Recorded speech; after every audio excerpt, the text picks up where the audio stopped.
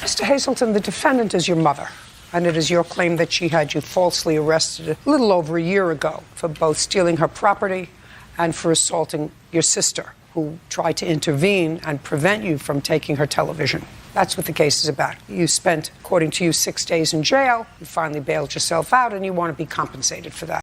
That's what the case is about. Okay. Prior to being arrested last year, when you were arrested on your mother's complaint, how many times had you been arrested before? A bunch. How many? More than a dozen? I could say yes. And were those, at least some of those arrests, drug-related? No. Were they alcohol-related? No. Were they physically related? Were they assault cases? Some. But what does that got to pertain to this case? Everything pertains to this case. Was some of them involving theft? No. Was some of them involving trespass? No. So they were all involving assault. More than a dozen cases. What I'm gathering now is information. So of the more than a dozen arrests you had, none involved drugs, none involved alcohol, none involved theft, none involved trespass, all involved assault. Is that a yes or a no? That's a no. What else did they involve other than assault? I'm just talking about this case, Your Honor. I'm talking about who the I'm party... going to talk about this case at hand. If you don't want to discuss this case, then we can just dismiss it. Great. Then I'm dismissing it. Thank you very much. All right, thank you.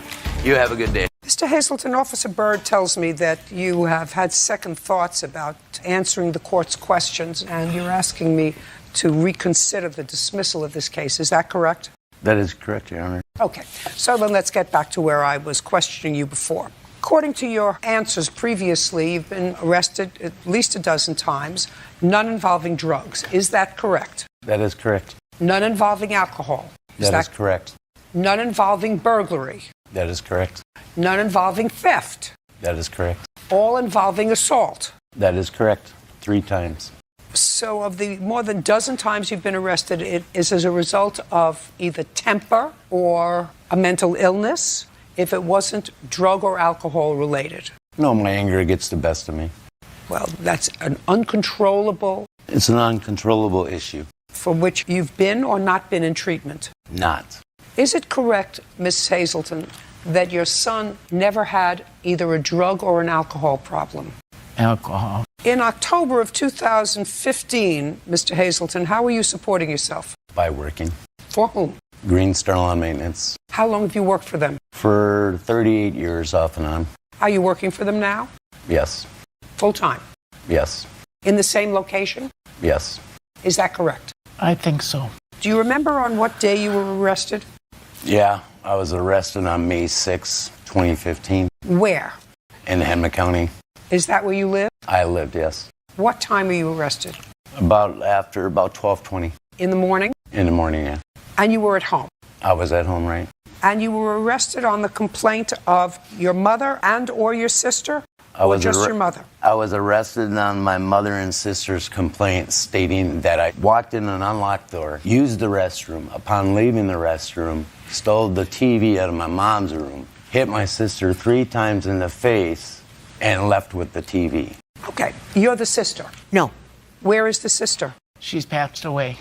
Were you at home that day? No. So the sister that you allegedly assaulted is no longer here? No. Is that correct? That is correct. And I gather from your answer that you were not at home when this took place. No. Did you have a conversation with your daughter when you got home? She was holding an ice. Just a second. Did you have a conversation? Yes. At what time did you get home on, it would be the 5th Right.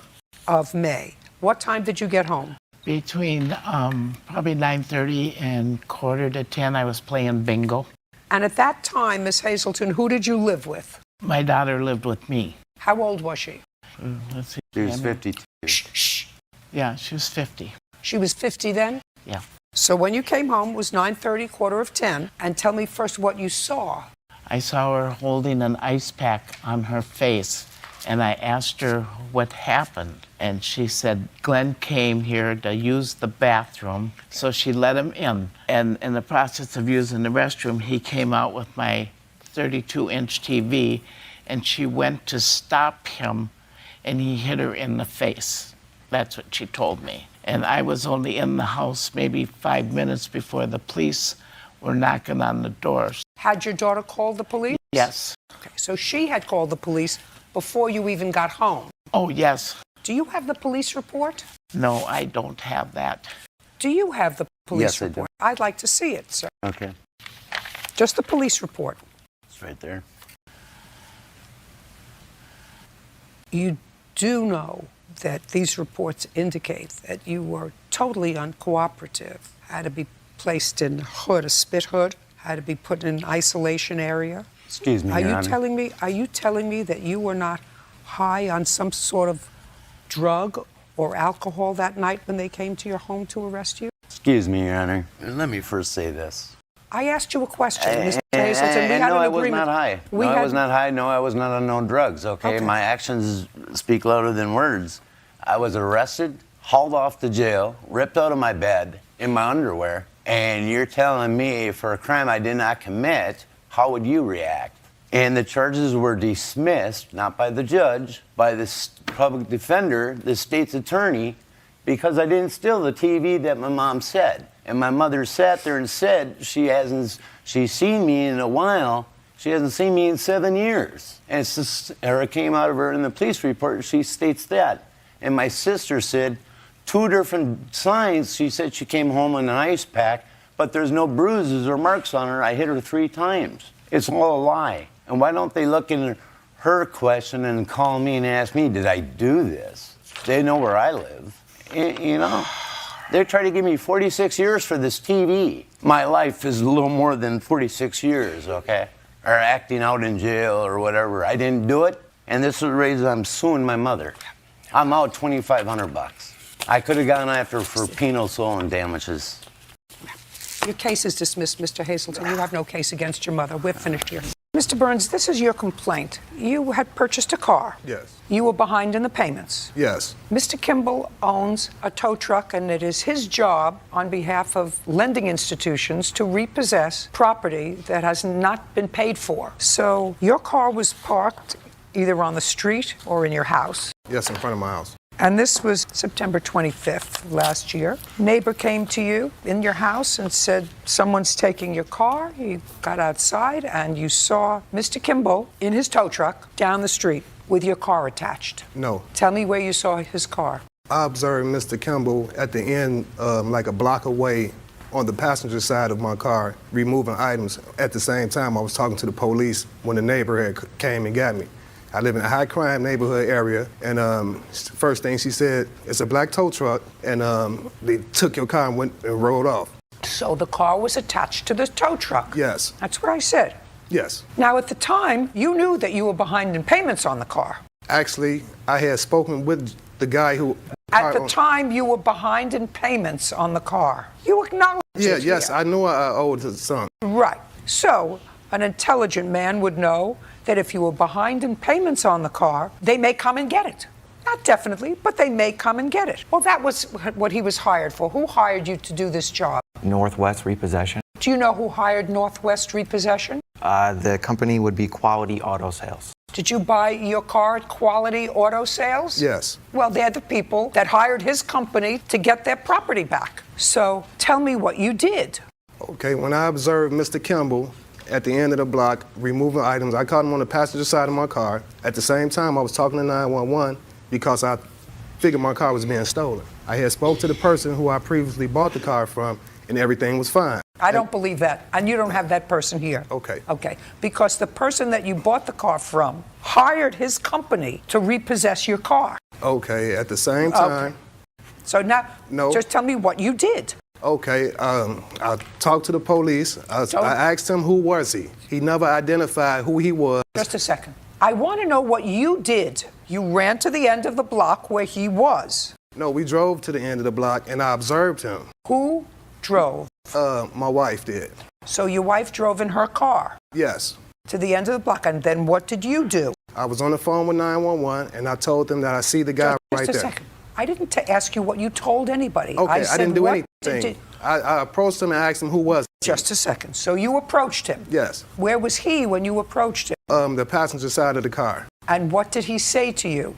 He didn't say anything. He just got up and ran around to the driver's side of the tow truck. And by me living in a high crime neighborhood area, if he would have told me who he was, the situation would have been ended. He didn't identify himself or who he was or who had sent him. It's normally known in my neighborhood. I just live in Chicago, high crime area, and they known for taking cars on tow trucks and driving off. You never find your car again. I asked him who was he. He never identified himself in a professional manner. So I proceeded to talk to the police. I'm like, he right here. He tried to run around and jump in the car.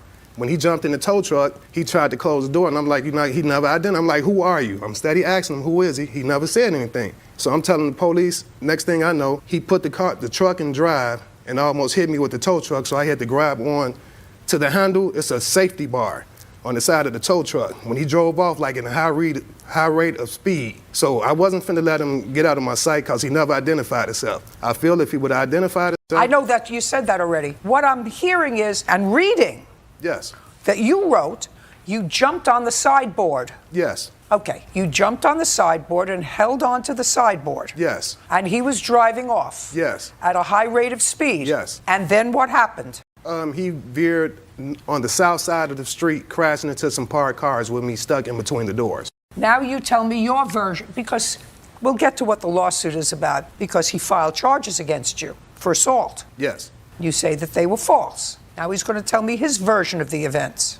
Go. Hi, Your Honor. Okay, you were hired, that's your job, to repossess property that hasn't been paid for. Correct. You got an order to pick up his car. Correct. Start from there. Okay, so I picked the vehicle up, Your Honor. About 7 blocks away, I secured the vehicle. How many blocks away from his house? About 7 blocks. Go ahead. So as I was securing the vehicle to my tow truck, Mr. Burns came up to me, and he was very defensive. Don't tell me what you thought about his posture. Okay, he asked me, what were you doing? What are you doing? And what did you say? I said, sir, your car's up for repossession. He said, the car's not up for repossession. He got aggressive, started coming towards me. I backed up. I kept backing up, and I went in my truck. He said, put the vehicle down before I beat your, excuse my language. I told him I can't put the vehicle down until I close the door. He did not want to hear that. He stood on the running board. I put the vehicle on drive because it was already secure. I started driving at a slow speed. He had grabbed onto the steering wheel, and then we had smacked into a car. Prior to this, before he had jumped on a running board, he hit me in my side about 2 or 3 times. Where was he when he hit you in your side? He's standing on the running board of the truck. Okay, so he's standing on the running board of the truck, and you're inside the truck. Correct, I'm sitting. And he's standing on the running board. Correct. And how did he hit you? He punched me to the side, so like in my ribs. So if I'm sitting here right now, and he's standing right here, he would hit me in my side. Where was the car that he drove up in? I have no idea, Your Honor. You didn't see a car? Well, he was parked in the street in the city streets, so every car is parallel parking. There's tons of... From his house, he said his wife drove him to where you were. Okay. Did you see her? When he approached, there was a female in the car, yes. Did you see what she was doing as this was going on? She was just sitting in the vehicle. Now, when you say you secured the vehicle, what do you have to do to secure the vehicle? You have to put a safety chain on the vehicle, so the vehicle, when you drive away, it doesn't fall off. So Okay. for safety But you features, did, in fact, drive it away a certain, Yes. you said a few blocks. Correct. How was it attached to the tow truck then? Well, because when you pick the vehicle up, it has claws, a mechanism that sits where the tires are. So it sits on the tow truck. You can continue to drive away, but you go to a certain distance to secure it. This way, when you're on the highway or something, you know, if the car, if it was to fall off, it's not going to hit somebody or et cetera. Okay. So then you stopped, when you felt it was safe, you stopped to secure it. Correct. Do you have a police report? Yes, I do. I'd like to take a look at it. And do you have the work order to pick up the Yes, car? I do. I'd also like to take a look at that. Do you have any other police report? No, this is all they gave me, ma'am. Do you have any police report? Yes, ma'am. I'd like to see it. Your Honor, may I say something? Yes. Upon the accident, when the police arrived on the scene, I left in the ambulance because I was injured. And when I got there, they signed me out, and they came with that charge that he talking about that I hit him. That's what the officer said. Not the police officer, but the sergeant. Because the other officers was like, man, we didn't even have time for this. You should have left the scene. That's what the black officers, they was just saying all type of absurd. Just a second. Don't tell me what anybody said to you, Okay. Mr. Burns. Okay. You were wrong. No. You were wrong. He ma'am. had authorization to take, just pay attention. Okay. He had authorization to take your car. You had no business. You had no business to get on the running board of his truck to endanger him, other people that may be out there. I know you're shaking your head no. I know you're shaking your head no. Bottom line is, he had the right to have possession of your car. That's what this order says. He had the right to have possession of your car. You had no right to take control of his car by getting on the running board.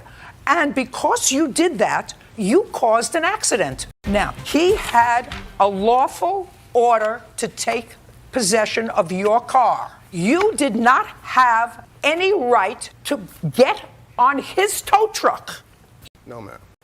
Well, I say yes, you say no. I'm telling you, that's the law. You had no right to put your feet. Your Honor, Are you asking me? No, Your Honor. Do you have pictures of the accident?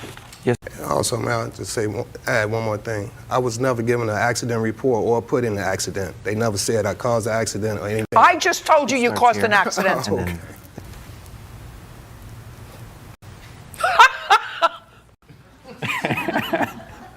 The side of his truck says Northwest Recovery, Inc. What do you think that means? I didn't know what With his license number. I didn't know what it meant, yes, but if I would have got a letter saying that it was anything, I never received anything saying I was behind. Somebody else's fault. Mr. Burns, you have no case. Yeah.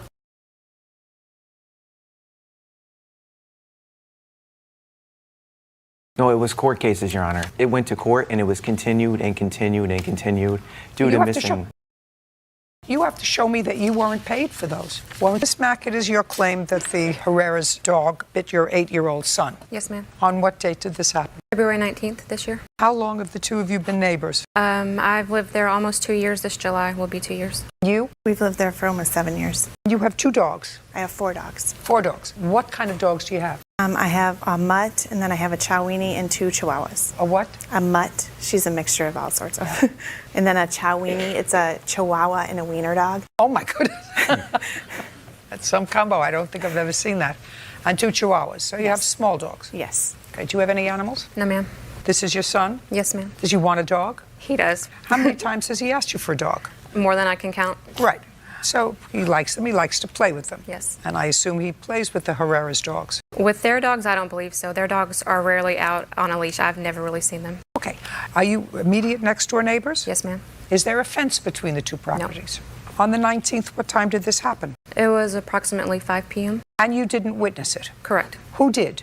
Skylar did. Our son, Skylar. You were outside. And you were there. You got bit, Yes. right? ma'am. You want to come up here and tell me about it? Tell me your first name. Malik. Malik, do you remember the incident with the Herrera's dogs? You don't? No. With the little Chihuahua? No. Don't remember? No. Okay, good. You can go and sit down. Want to come sit up here? Tell me your first name. Skylar. You were out with the dogs? Yes. How many of the dogs did you have out? 2. Which 2? The mutt and the Chowini. Got the Chihuahua? No, Yes. don't look at them. Look at me. Do you understand? I'm not frightening, am I? A little bit? A little bit? No. No, good. All right. All you have to do is tell me the truth, and then we don't have a problem. Okay. Got it? 13. You know that. Yeah. Yeah. You know what happens when you lie to your parents? Yes. Right. You know how you don't want to lie to your parents? You don't want to lie to me worse.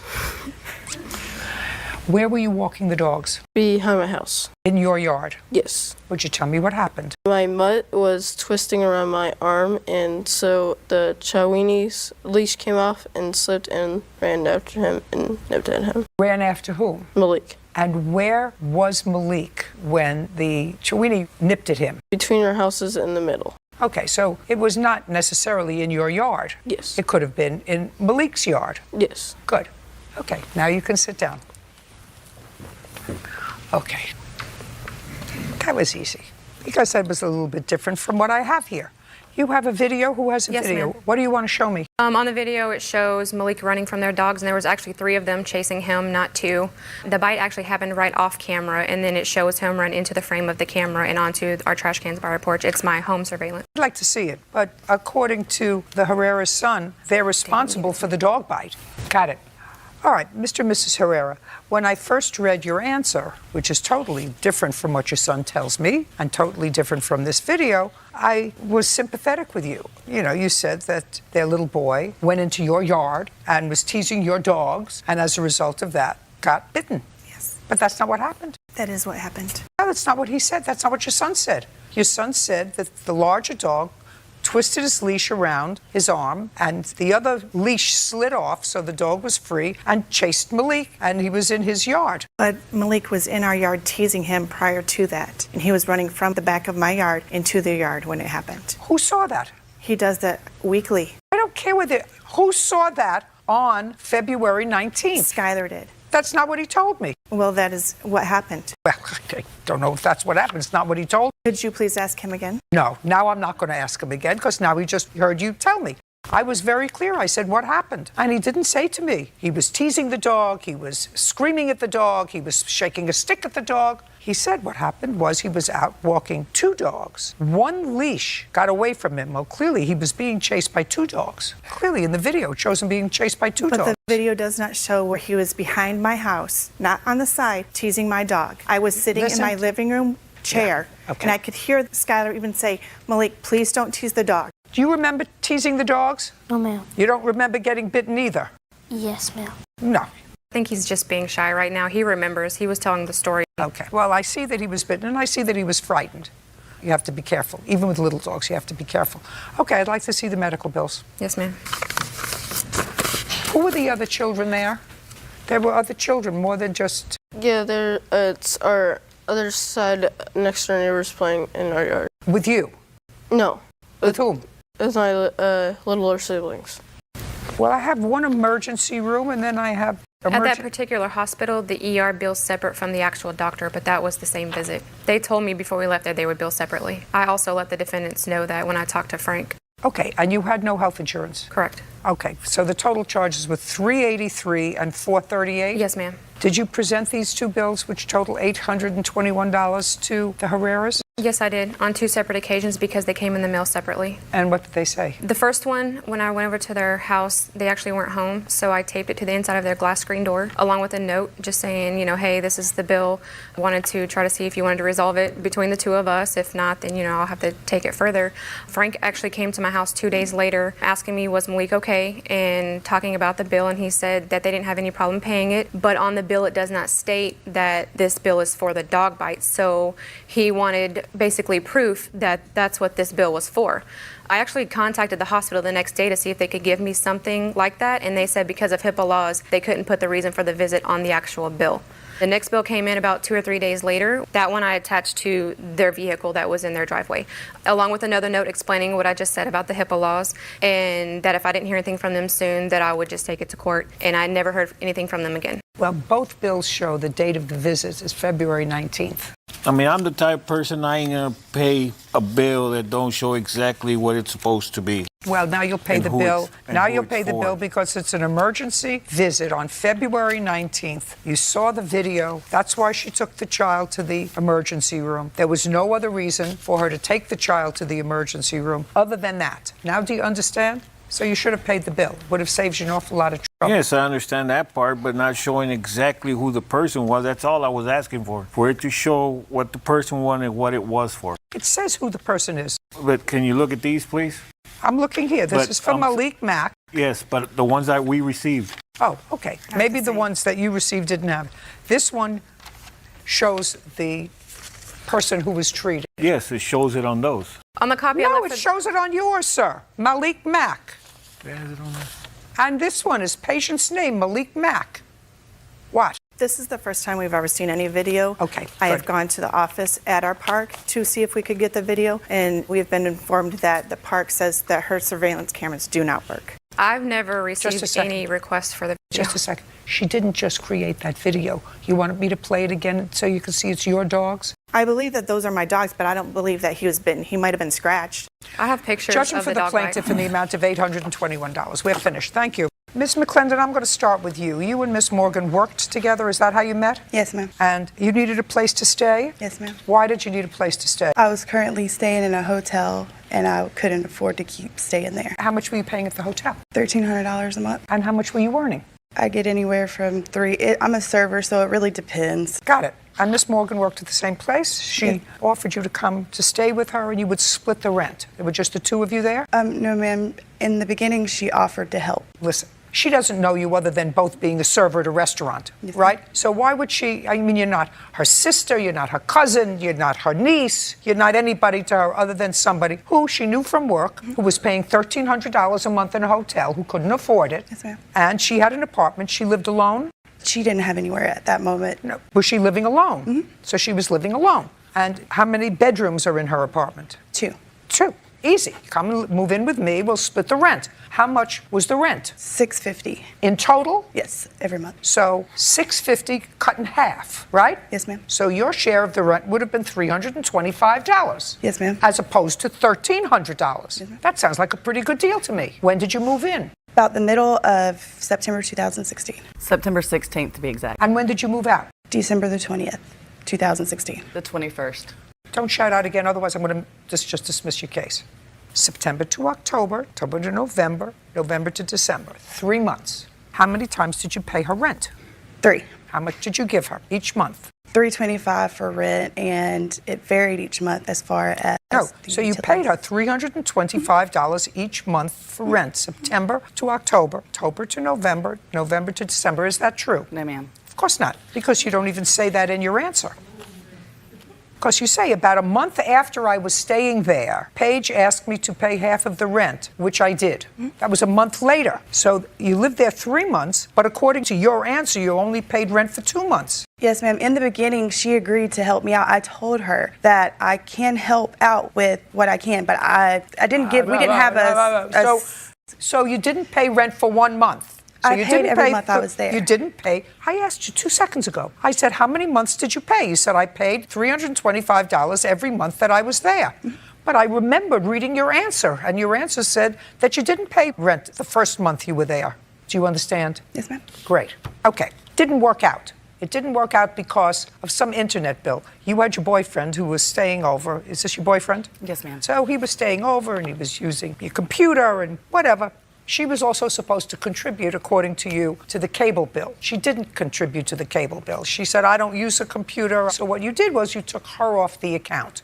Then you had a fight. You had a big fight. So far, am I right? Yes, ma'am. Okay. And the big fight took place on December 20th or December 21st? The 21st. According to you, she damaged property. What did she damage? The room that she had was completely furnished, and after she moved out, I went in there and she had ripped apart the bed. I'm not exactly sure what she did, but the frame, the footboard, everything was actually in the closet. Yes, ma'am. Tell me about the fight, Miss McClendon. On the 20th, we had already had previous arguments. That was not the first big fight. We had one before where I came to her and asked her, if Drew's going to be living there, you know, I feel like he should pay a third of the rent. And I don't have a TV. I don't watch TV. I don't feel like I should have to pay half of a cable bill. And she said, but you use the Wi-Fi. And I agreed. Yes, I do. And I will pay half of the Wi-Fi bill. I went online. I looked up how much their highest cable service was, which was $39.99. And I told her that I would pay half of that. But she told me that because it's a bundled deal, I still have to pay half of the So that was what bill. the fight was about? That's what started it, yes. Okay, and then it escalated from there. Does your boyfriend still come over to visit? Yes, ma'am. Okay. What's your permanent address? I'm sorry, ma'am? Your permanent address? It's in Douglasville, Georgia. One road over from her. It's 29. No, that's my address. Oh, that's her address. I'm sorry. I'm sorry. Very good. I'm sorry. Yes, it's Can I? it's 30. It's 3865. Your face just got really red, sir. Yes, Do you yes, sir. understand? Yes, ma'am. Okay. I'm very nervous. Yeah. Yes, ma'am. We watch your show. Jump. We do. She owes you so far $325 in rent for the 1 month that she was there that she didn't pay rent. She didn't pay $1,300 a month in the hotel. She owes you $325 a month in rent. Okay. Did you break the bed? No, ma'am. What did you do with the bed? As she said, the room was completely furnished. I didn't have anything. And upon me moving in, she said, I have a bed in there. It's really old. It's my son's bed, but you could use it. It was really shaky. Even if you leaned on it, there's a board in the front that would fall off. So all I did is take it apart and put it aside. I put my mattresses on the floor so that I could just sleep on the floor. And is that what you did? Yes, ma'am. Okay. I believe you. Yes, ma'am. Next. I'm sorry. What else? She's not paying for the cable. She's not paying for the bed. She's paying you so far $325 Yes, ma'am. for the month's rent that you didn't pay. What else? Well, when she moved in, before she moved in, and I have proof on text messages, that I told her that it was going to be half of the rent and half of the bills. I don't care. Okay. I don't care. She's going to pay you $325 for rent. Are we done with that part? Yes, ma'am. Well, she's not paying for the cable. He pays for the cable. He pays for the cable. I believe her story about the bed. Now, what property do you say she took without permission? All the linens, all the towels, everything that she used while she was in the house were mine. And then when she left, she took all of the sheets, the blankets, and I'm missing quite a few towels, so I can only assume that they were in her room. Did you take these sheets and towels when you left? No, ma'am, my bed was stripped when I came in. She even took my sheet that was on the bed and a pillow. Okay, now I'm going to your counterclaim. Counterclaim is for the destruction of clothes and personal belongings and harassment. Go. The first time that I left on the day that it happened. You mean on the 21st Yes, of December? yes, ma'am. When I left that morning, I woke up. I had my best friend's son there with me, my godson. I woke up, I put him in the shower. I went back to my room. When I came out the room, immediately she came out because our rooms were right next to each other. She came out and she started, "Mr. Dan will be here at 10 o'clock. Do you have the rent?" I didn't say nothing to her because we'd already fought the night before. So I didn't say nothing to her. As I'm going into the bathroom. Just a second. So she came out to you on December 21st.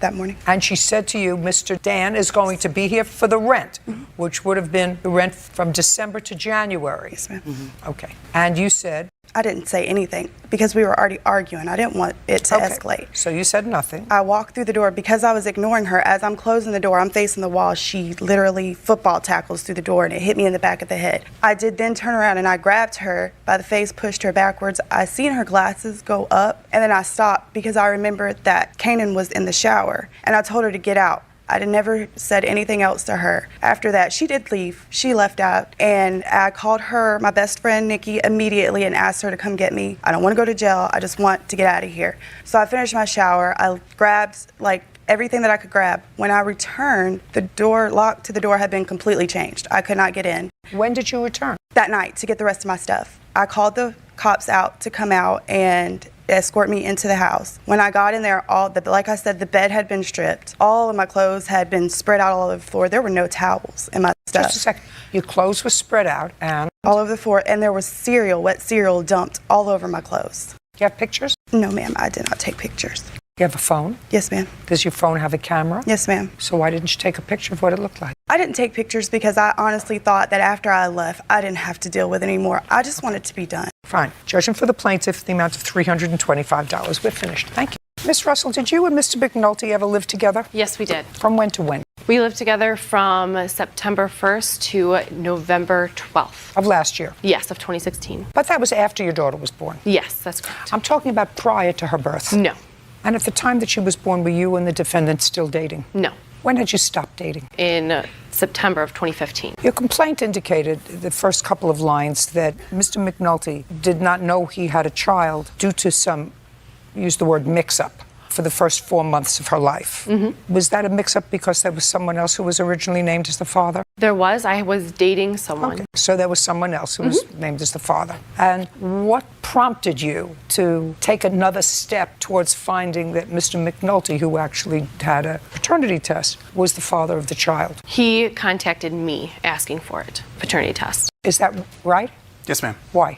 Honestly, it was crazy how I found out about it. I just found out through a picture online, and I saw that the child looked like me, and I just kind of had this crazy hunch that it might be mine, so I contacted her and got the paternity test done. And just a minute. When you contacted her, where was she living? It was Lafayette, Indiana, which is about an hour and a half from me, almost 2 hours. With whom? Her sister.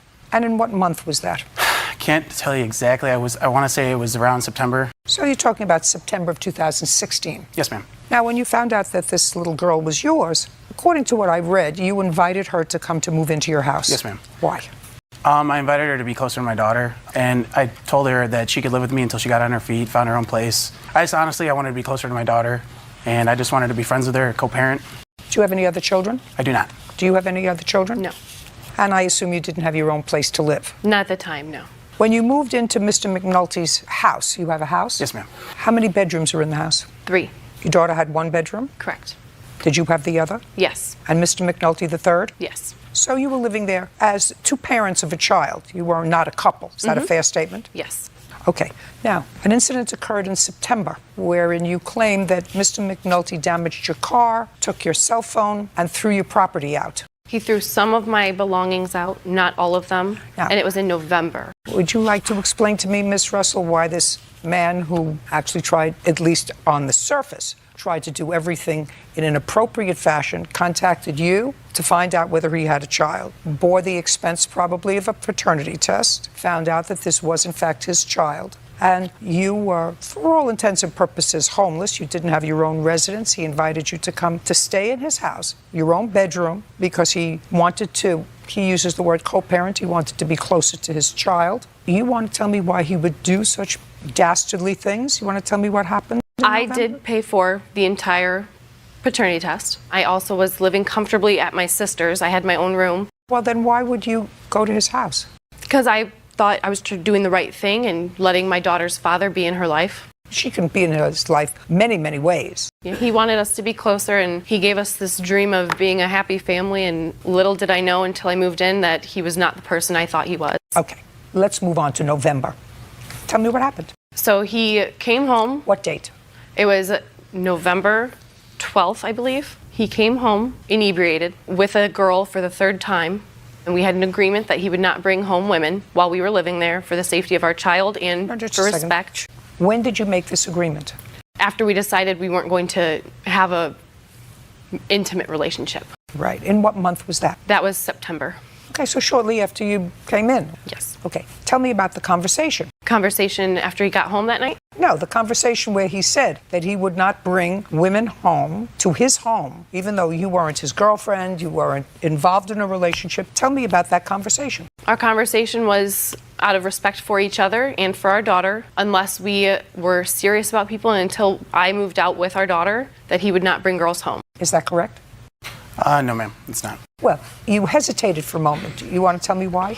Yes, because she wasn't actually a girl I was seeing. It was more of like a friend that I've known for a long time, and she took it as a girlfriend. And Okay, now when you came home on November 12th, do you remember that day? Yes, I do, because I don't remember if it was November 12th. I remember it was Veterans Day, because I was in the military with a couple of buddies of mine, and usually my buddies will take me out on Veterans Day. Okay. So that's Did you why. come home drunk? I wouldn't say drunk. I was a little. I was inebriated. I'll admit that. Yeah.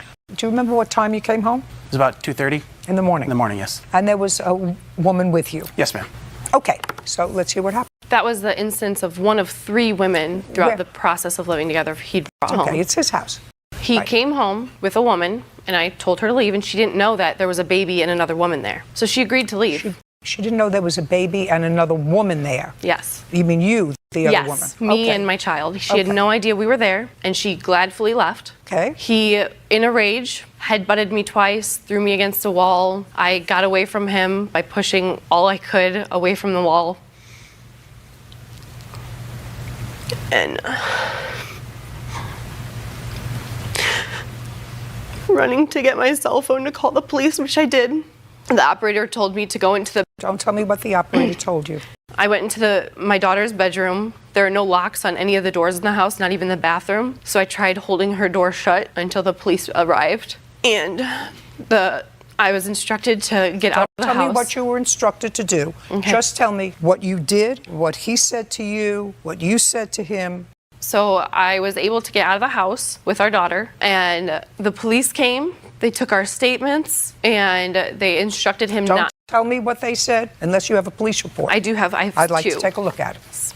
Well, it appears that from the police reports, at least, after speaking to you, that you did not report to the police that he head-butted you twice. What the police officer noted after conversation with you, that you told the female to leave. She stated that Corey became angry, pushed her, and put his forehead against hers. That's what the officer said. That was incorrect. That's what the officer said. Mm-hmm. She had no complaint of pain and no visible marks of abuse. She further stated she really didn't want him going to jail, but separated from her for the night. He argued with the police, probably a little drunk, but I was totally wrong. more upset about getting kicked out of my own wrong house. that you were being kicked out of your own house, where plaintiff neither pays any of the bills, Yes, nor ma'am. is it her home. However, you did separate to the extent that you slept it off in the garage. No, negative, ma'am. Where did you sleep? I went to my buddies down the street after the police officer told me to leave. He gave me the option to go to jail or leave, so I left. Okay. Did you come back the next morning? Yes, ma'am. What time? It was around 7:30.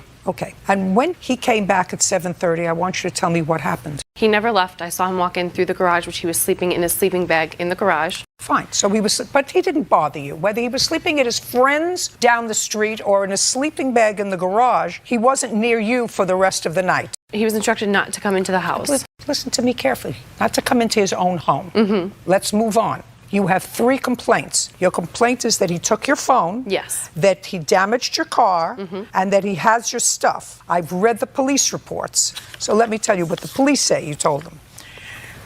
The second police report indicates that you went to the police because he was still there. And when the police came back with you because you couldn't find your cell phone. And when you came back with a police officer who notes that Miss Russell advised that she wanted to gather a few things from the home and that she would be going to stay with a family friend. That was the next morning. Officer Vasquez went back to Miss Russell's residence and observed Corey had placed all of her belongings in bags outside of the residence. Miss Russell gathered what she could fit in her vehicle and advised she would need to come back later for the rest of the items. Miss Russell further advised that she noticed a dent in her 2007 Jeep Patriot and believed Corey may have done it, but wasn't for sure. I was certain. Just a second. That's what it says. Noticed a dent. She believed he might have done it, wasn't for sure. Miss Russell was able to leave the scene without incident. I want you to tell me, what proof do you have for the 3 things we're talking about? What proof do you have that he took your phone? So when I went to sleep the morning of the incident, when he was supposed to leave the house, all 3 of the bedroom doors in the hallway were open. When I woke up, one was closed, and my phone that was sitting on my nightstand on my charger was gone. Where's her phone? I don't know, ma'am. The police escorted me out of the premises. Next. I do have proof that I did have to purchase a new phone. I don't care. Next. The police escorted him out. The next thing that happened was 7 o'clock in the morning. You saw him walking in from the garage. Okay. Dent on the Jeep. He admitted to me that he did it. Okay. When was that? The morning of around 7:30, when I was on my way out to go to the police station to make the report. I looked at my vehicle and I angrily said, "You dented my Jeep," and he said, "Oh well." I did not say that, ma'am, no. Next. Next, the officer who made the note that all of my things were on the porch, they were not all of my things. I did not go into the house and collect my things. Him and his stepfather put my clothes in bags and some of my small belongings. I even have a picture Just a second. Do you want to tell me what you claim he still has that belongs to you? I have a list. Tell me.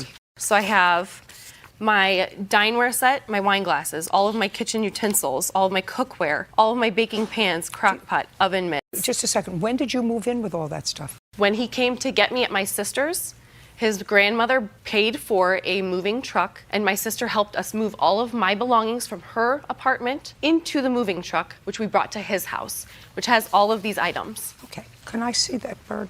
And I also have I have a picture, if you want. Do you have her TV? I do not, ma'am. I have enough TVs in my house to Just a second. need another. Did she move in with a TV? She did. Where is it? I put everything of hers on the front porch, and she left it there for a couple days, so. So you don't know where it is? I left it out there, and I told her it's her problem to get it. I didn't put it on the garbage. Well, or but nothing. you know a TV was not noted by the police. Yes, ma'am. Do you understand that? Mm-hmm. Okay. Do you have anything in your home now I do not. that belongs to her? Okay. Now I'm going to see the bill for the 47-inch TV. I'd like to see the paid bill for it. I also have a picture coming up that has my placemats and a picture of him with those placemats just 2 weeks ago for the items that he says he does not have in his home. Okay. So the television set was $479.91. What are these things? Everything on the list is stuff I've purchased, but the ones that I highlighted are the ones that he still has in his possession. And what's this supposed to be a picture of? That picture matches the small photograph. The photograph has my placemats at my apartment. He has the exact same placemats in that picture at his house. It's proof that he does still have my items that he is claiming he does not have. I don't care. The judgment for the plaintiff in the amount of $994. We're done. Your Honor, I still have evidence. We're done. What about my vehicle? He's not paying for your vehicle because I have a police report where you say I have a dent in my car. I think Corey did it, but I have no. I didn't say that to the police officer. Well, that's what the police officer says. We're done. How many children do you have, Miss Bussey? 2. How old are they? 12? 12, and I have a 9-month-old. And who's the father of the 9-month-old? It's a friend of... Is that this gentleman? No. Who is this gentleman? This is my boyfriend. So your boyfriend is not the father of the 9-month-old? No, he is not. Did the boy always live with his mother? Yes, he did, up till recently, yes. Up until when? Up until November is when she moved out of her house. You were living with your son in whose house? It was my friend that is the father of my 9-month-old and his now ex-wife. So you were living with a couple who were friends? Yes, I was friends with him. And then you moved in with he and his wife? Yes. And how long did you live there? I lived there, it was about 1.5 years. And I assume you left there because you were pregnant? No, I left there because I started getting threatening emails that were threatening my life. From his wife? We don't know who they were from. They were in anonymous emails. But you would assume they were from his wife? Yeah, I'd assume, but there's been no proof. So you moved out. Where did you go? I moved in with my boyfriend. He was not her boyfriend at the time. If you're going to shout, you're going to leave. Do you understand? So you moved out of the house. Yes. And you moved in with the boyfriend. Yes. And his wife. Now you can put her out. I'm sorry. Okay. You moved in with your boyfriend? Correct. How far away did he live from where you had been living? Quite a ways. I moved from, it was Council Bluffs, Iowa to like West Omaha. Your son is 12 years old. Yes. What did you do about his school? We still transported him to his school. Is what you're telling me you moved with your son to your boyfriend's house? Yes. And you took your son with you and transported him to and from school? Yes, that is correct. Is that correct? To the point, I have no idea. I mean, it was a 10-day time, and I wanted him to come live with me at the time, and that seemed to be a last option.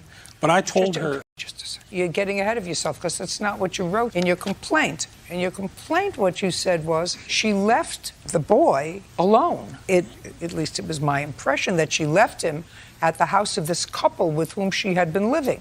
No, I'm sorry. She sent him to live with some other friends of hers that... Who?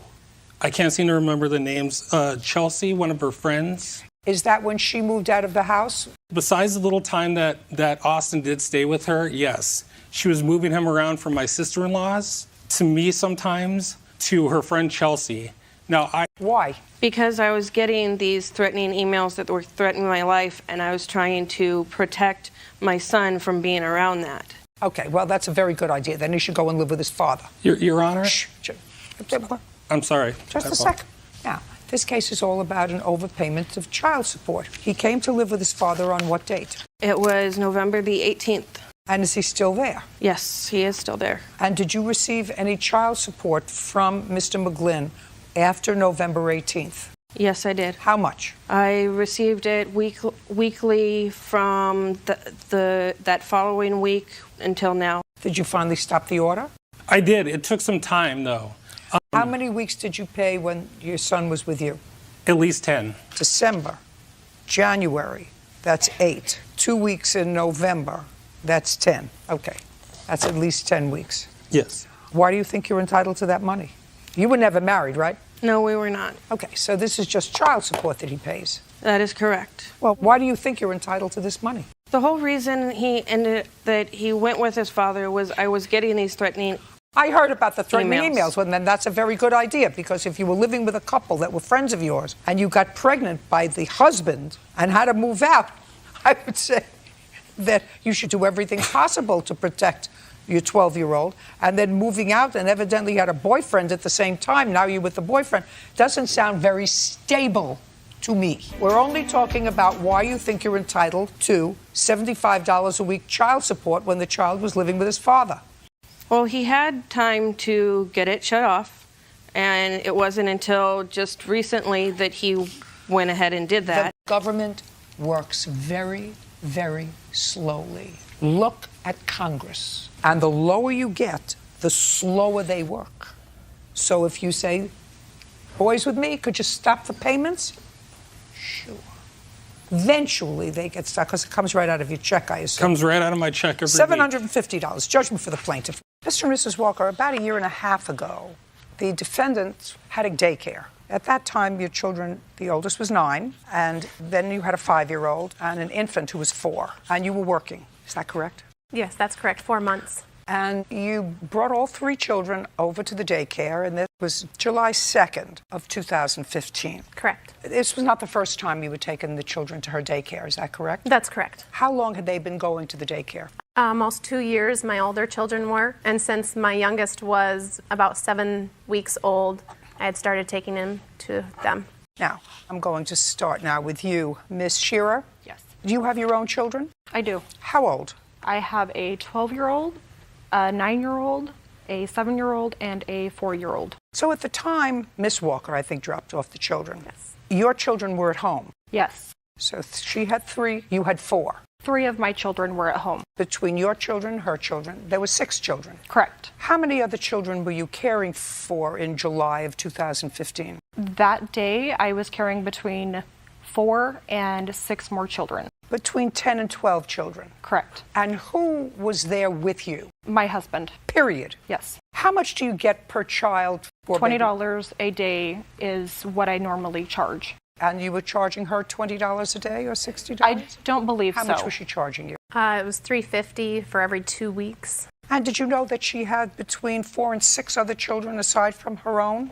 I did not know an exact number, but I knew there was other children there. Did you know how many people she had taking care of all these children? No. Well, Between who 10 was and 12 working at the children? daycare, I knew that both of them were working at the daycare.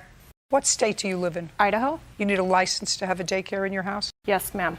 You still have your license? Yes, ma'am. How many children do you care for now? Between 10 and 12. With him? By myself. Where is he? He has a job. Now, your 4-month-old child had a broken leg. Yes. And you dropped him off at the daycare. He was fine. That morning, he was perfectly fine. Subsequently, you got a call from the defendant who said that she couldn't stop him from crying. Is that right? Correct. Your lawsuit wants her to pay for your medical bills because she thought that they would be covered by some Crime Victims Compensation Act. But they weren't because they found that nobody probably purposely broke a child's leg. They only found that there wasn't enough Don't evidence. tell me what they found. They weren't covered. Now, this is your story that I'm getting from your papers, right? You were in the kitchen cooking. Correct. It was lunchtime. In the kitchen, you have a swing set up. No, in the living room. It's a straight room. So it's one large room. Yes. So the swing is in the living room. Correct. And the baby was okay when she dropped the baby off. Yes, ma'am. Then I'm reading your answer, and you say that the 9-year-old was holding the baby. Correct. And playing rough with the baby. Correct. Let me see what you wrote here. So her 9-year-old, who you're supposed to be watching, was, let me just get the words right here, Bird. The baby was crying, so his older brother got him out of the swing and he stopped crying. Correct. The baby started crying again, and when I turned around, do you remember what you saw? Yes. Tell me what you saw. The brother had the baby on his back on the floor. He had his legs up in the air. He was holding his legs or ankles, and he was twisting him back and forth throughout the living room. Okay, so what did you do? I asked him to please stop. You asked him, according to you, I told him to pick up the baby and play nicely. Correct. You're an idiot. How could any state allow you to take care of children? You see a 9-year-old playing roughly with a 4-month-old infant who you have already told to take out of a swing because the baby was crying. That's your job. You leave the sink, or you leave the television, or you leave whatever you're doing, and you go inside and you attend to the baby. Not you. You tell the 9-year-old, play nicely. According to her, I just want you saw the baby being taken by the legs and ankles and swung. This was the motion that you made, and swung around the room. And you say to a 9-year-old, play nicely. I'm going to read on. When the baby continued to cry, and you turn away. Because it says, when the baby continued to cry, I looked to see what was going on. So now you tell him, play nicely. After you saw him swinging around the baby, play nicely, you went back to doing what you're doing. Your nails, the TV, something. Because God knows where he was. We were making And the older brother was still not being gentle enough.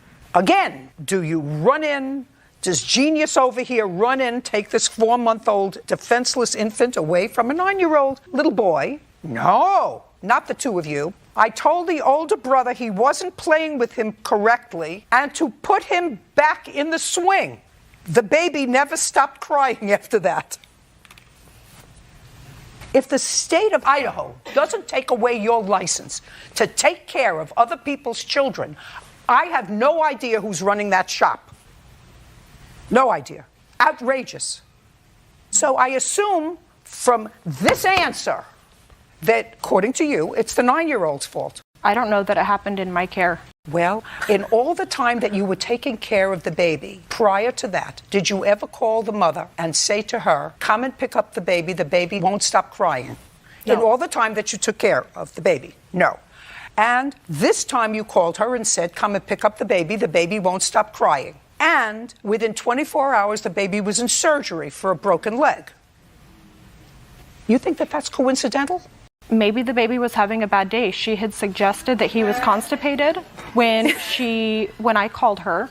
If I were running the social service department in Idaho, tomorrow your license should be yanked. Tomorrow. They did an investigation and they Tomorrow! Then the person who did an investigation had an IQ in the double digits. In a minute. Because how you can justify, all you have to read is your answer, which I believe. You and the genius were inside cooking. You have 10 to 12 children, including a 4-month-old infant, and your babies. And you have to be cooking together so that nobody is really watching the 4-month-old baby. Nobody. We're done. I'm so upset. Anyway, judgment for the plaintiff in the amount of $5,000. That will cover $4,000 of your medical bills plus some. You have a counterclaim for legal fees because you had to hire a lawyer because of charges that... Good! Counterclaim's dismissed. We're done. Are you two married? No, ma'am. No, ma'am. You live together? Yes, ma'am. Yes, ma'am. You rented a house Yes, from ma'am. the defendant? Yes. When did you rent the house from the defendant? I lived there from May 2016 until May 2017. And I moved there in August till May of 2017. And, Mr. Carter? Yes, ma'am. When you rented the house from Mr. Kimbrough, did he give you a lease? No. No, ma'am. How much was the rent? $525 per month. And did you give him security deposit? No, ma'am. I gave him $1,000 security deposit. Is that correct, Mr. Kimbrough? That is not correct. How much security deposit did he give you? He gave me no security deposit. He was supposed to give me $125. Show me proof that you gave him $1,000 security deposit. I don't have. Okay. Something happened in May. He told you that the house had to be renovated or something. Yes, ma'am. You had to Yes, move ma'am. into another Yes, house. ma'am. Yes, ma'am. Where did you go? Well, he said he had another place for us to go to. He had another property that we could stay for the 2 weeks while the renovation was being done. Fine. So, did you go there? Yes, ma'am. He took us there the next day. Just a second. To another house? Yes. And you moved into that house also in May? Yes. Yes. May 1st. How long did you stay there? We stayed about 3 weeks. No. It was till the 11th when the actual owner of the property The came. 11th of May? Yes. Okay. And then the real owner came of that property? Yes, ma'am. Yes, ma'am. And threw you out? Yes, he came with the police. Okay. Because she didn't know that you were squatting in her house. Who owned the house? Jimmy. How did you have access to the house? Well, I had access to the house because I'm the RA, which is the resident assistant. Resident assistant what? He has about 10 properties. So you had keys to the house? Yes. Okay. And there was a lockbox there. I got it. Yeah, I got it. Okay. So then the real owner came with the police and said, now you have to go because you're squatting in my house. I don't know who you are. Yes, ma'am. All right. Okay, fine. So you left. Where did you go? We went to a hotel from that point on till we were able to find another place to move. Yes, ma'am. So I what have the do you... receipts right Just here. a second. Yes, ma'am. Okay. So you went to a hotel? Yes. And you didn't pay him rent in June? No, we didn't ma'am. pay him rent in June. And did you pay May's rent? No, we didn't No, pay ma'am. him So you rent in didn't May. pay May's rent either? No, ma'am. And so you lived in this other person's house until May 11th? Yes, ma'am. And you hadn't paid rent for those 11 days? No, No, we ma'am. haven't. And you didn't pay rent in June? No, ma'am. No, we haven't. And you have no proof that you gave him $1,000 security deposit? No, ma'am. Not So anymore. what would you like me to do for you? Well, he told us to take the rent money for that month, move out for 2 weeks, come back because he's going to renovate the place. So what? So he So lied. I mean, what's your damage? The damages are punitive damages, Your Honor. In the process of all of this, I lost my job. I wasn't able to get to work. I had to resign my work because I needed to find another place to stay. I overdrafted my bank account because I immediately didn't have available funds to rent a motel for $300. I did have $500 that I was making payments monthly. He's not paying you money. For him. Listen to me. He's not paying you money. But, well... He's not paying you. He's not paying you for losing your job. He's not paying you because you were inconvenienced. He's supposed to give us a 30-day notice. He told us on Friday to... Do you have a lease? No, but Listen to me. Do you have a lease? No, ma'am, not anymore. You never had a lease with him? No, ma'am. He didn't bring it. He said he would. He never did. Okay. So we have nothing. Now you have a counterclaim. And your counterclaim says that they damaged the property. Yes. How did they damage the property? Well... Just a second. Do you own the property? No, I do not. Do you have a power of attorney from the owner of the property? No, but I was the contractor for the owner. Show me that you were the contractor for the owner. I also have a copy of a 30-day notice. Just tell me what I need to know. Okay. I have a lease from the owner showing that I was also renting from the same house. I just sublet. Your Honor, he did not live We're there done. at all. Mr. Doherty, I'm going to start with you, sir. You wanted to rent a motorcycle for your son who was coming to visit. Yes, ma'am. And you had rented motorcycles for him to ride previously from the plaintiff. Yes, ma'am, 3 times. And how much do you pay for each use? I think it was about $130. A day? A day, yes, ma'am. And this last time that you reserved the motorcycle for your son's visit, how many days did you reserve it for? For 3 days, ma'am. For $390. Yes, ma'am. Did you personally call her? I called, yes, ma'am. And gave her the dates that you wanted to reserve the motorcycle? Yes, ma'am. What were the dates that you wanted to reserve? That was Thanksgiving. That's Thursday, Friday, and Saturday. The 3 days starting with Thanksgiving of 2015. So was that the 25th? I think that's the 26th, 27th, and 28th. 26th? 27th and 28th, I believe. And on what date did you call her? I called on September 16th, 2015. And then you found out that your son, for some reason, wasn't coming. Right. When did you call the plaintiff back and tell her that the plan had changed and you wanted to cancel? That was September 17th, 2015. And that's all documented. So far, is that all correct? Yes, ma'am. And how many motorcycles do you have? I own 14 motorcycles. And I assume that you have documents to show me that all of your 14 motorcycles were rented for the 26th, 27th, and 28th of November. No, they weren't all rented at that time. That was pretty far ahead of time that he called. So you ran his credit card for $390. He called you within 24 hours to tell you that his plan has changed. And you told him, according to your papers, that you had a no refund policy, that you would send him vouchers for another time. He said, I want my money back. And to make a long story short, they ultimately sided with him and took the money back from you. That's why you're here. Ultimately, it went back into my account when he dropped the dispute at the end. So what are you doing here? Go ahead. Well, I'm suing for the NSF charges that I incurred for the money going in and out, the taxes that I had to pay, and the inconvenience of it all. I'm not giving you a quarter. I think that you're a very bad businesswoman. Ma'am, I think he called that you 3 days later. I think that he you canceled 3 days later. My policy is no refunds. Miss Nola. Miss It's in my Nola. policy. I'm talking, you're not. I understand. I'm talking, you're not. Let me tell you this. I just went over with him the dates. And They're not I said, correct. is all, don't speak. I said, is all of that correct? No. And you said, yeah. You want me to play back the tape? You said correct. The dates are not correct. The facts are correct. The dates are not correct. He called 3 days after he booked. I Great. have no cancellation. Just a second. No I'm cancellation speaking. policy. Hey, I'm speaking. Listen No to me. cancellation policy. I don't give a rat's So why do people put these in Listen to me. I don't give a rat's behind about what you're going to show me. I'm not giving you another penny. Not another penny. If the money went back into your account. Because he was wrong. That's why he dropped the dispute. No, let me tell you something. If I was in Why business. did he drop the dispute? If you're going to talk over me, I'm going to throw you out of Why here did and he not drop even the dispute explain. would be my Hey, just question. a second. If you're going to try to talk over me. Yes, ma'am. I'm going to throw you out. Yes, ma'am. It would be my pleasure anyway.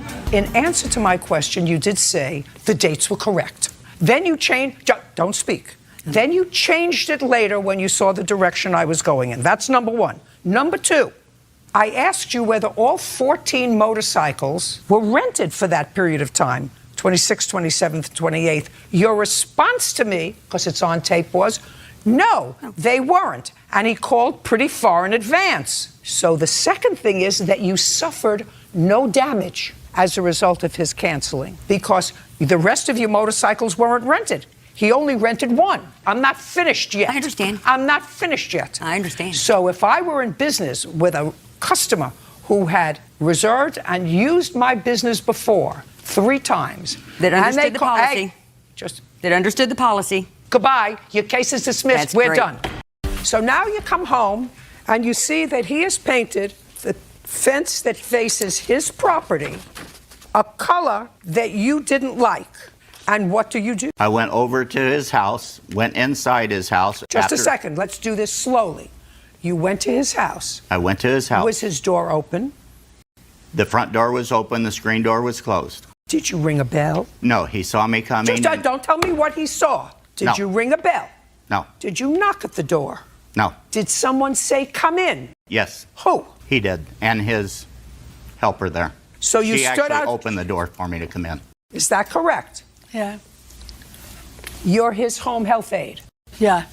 I'm with him. Do you live together or are you his aide? No, we're good friends. Okay. So she let you in. And where was he when she let you in? He was sitting on his couch on the end of the couch. And what did you do?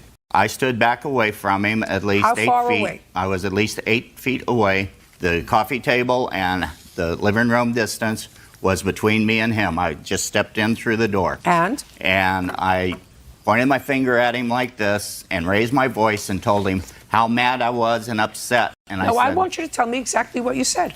I said, I am so upset with you right now, Ron. I just don't know what to do. The only recourse I'm going to have is to take you to court. And he started calling me a son of a... And I turned around and left. As I got about 3 feet away from the front door, he still was calling me a son of a... and told me he was going to get even with me and take care of me. Well, I already know that he has a history. No.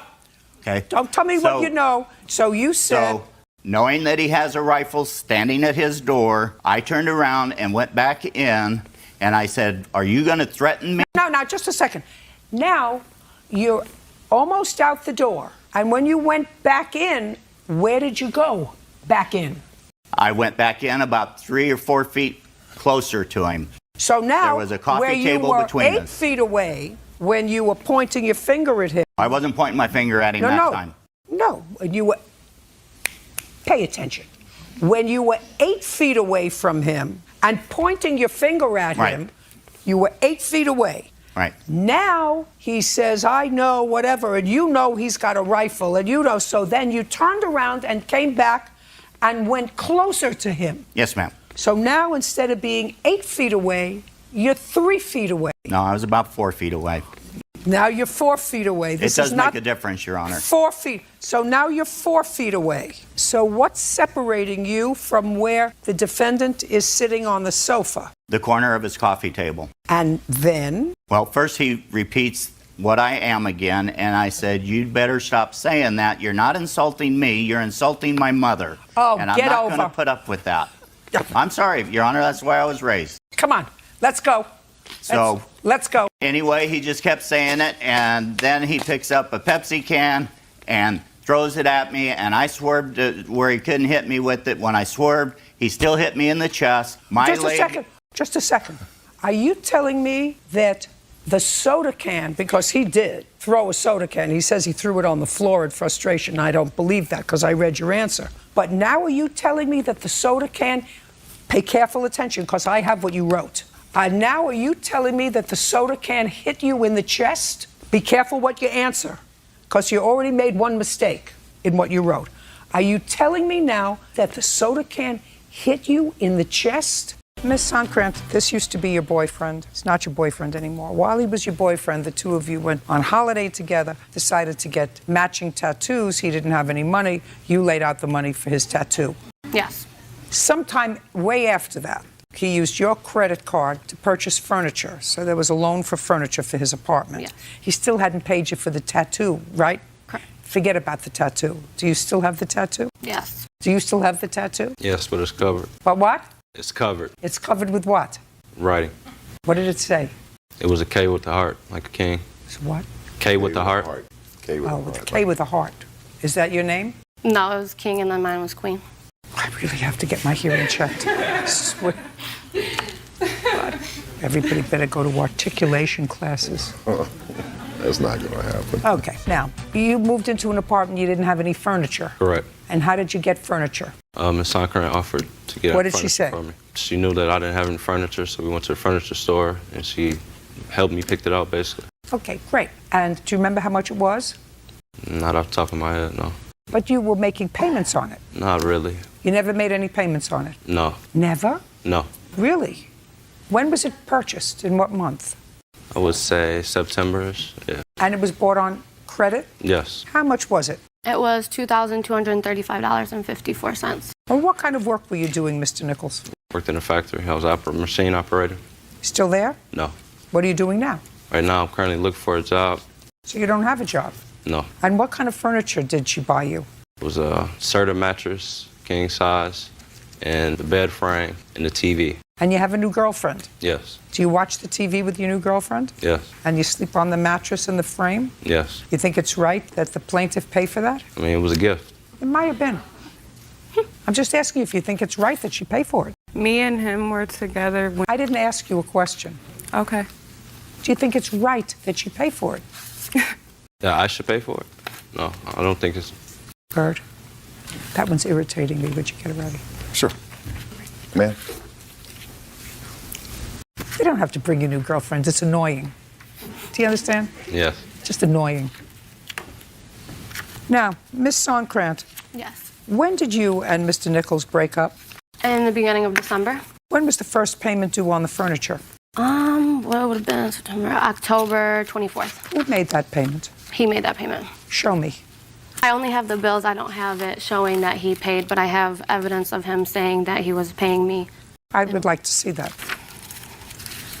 All of these. Isn't it nice I got rid of the new girlfriend?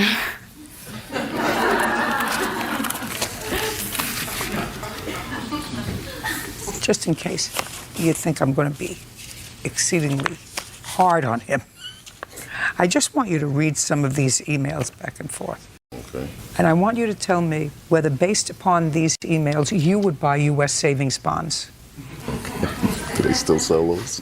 If you have confidence in the country. You told her you were going to pay her for the furniture. Unfortunately, your choice of language was such that the camera operator here can't take a picture of it because you only know how to express yourself using four-letter expletives. I don't believe... You don't believe what? Where did I say that I paid her? I told her I was going to pay for it. Would you show Shakespeare, please, the emails? In the emails is where you told her. Yeah, man.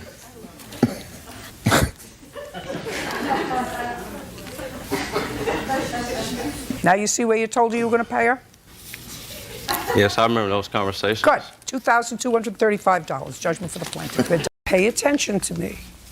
He painted the side of the fence that faces his property a red stain. I'm forming a visual. Here's a perfect visual picture. I want you to answer my question. Okay. So he painted the fence that only the side that faced his property, a fence that you put in the contract he was to pay for half of, a color that he wanted. No, I didn't agree to a color he wanted. No.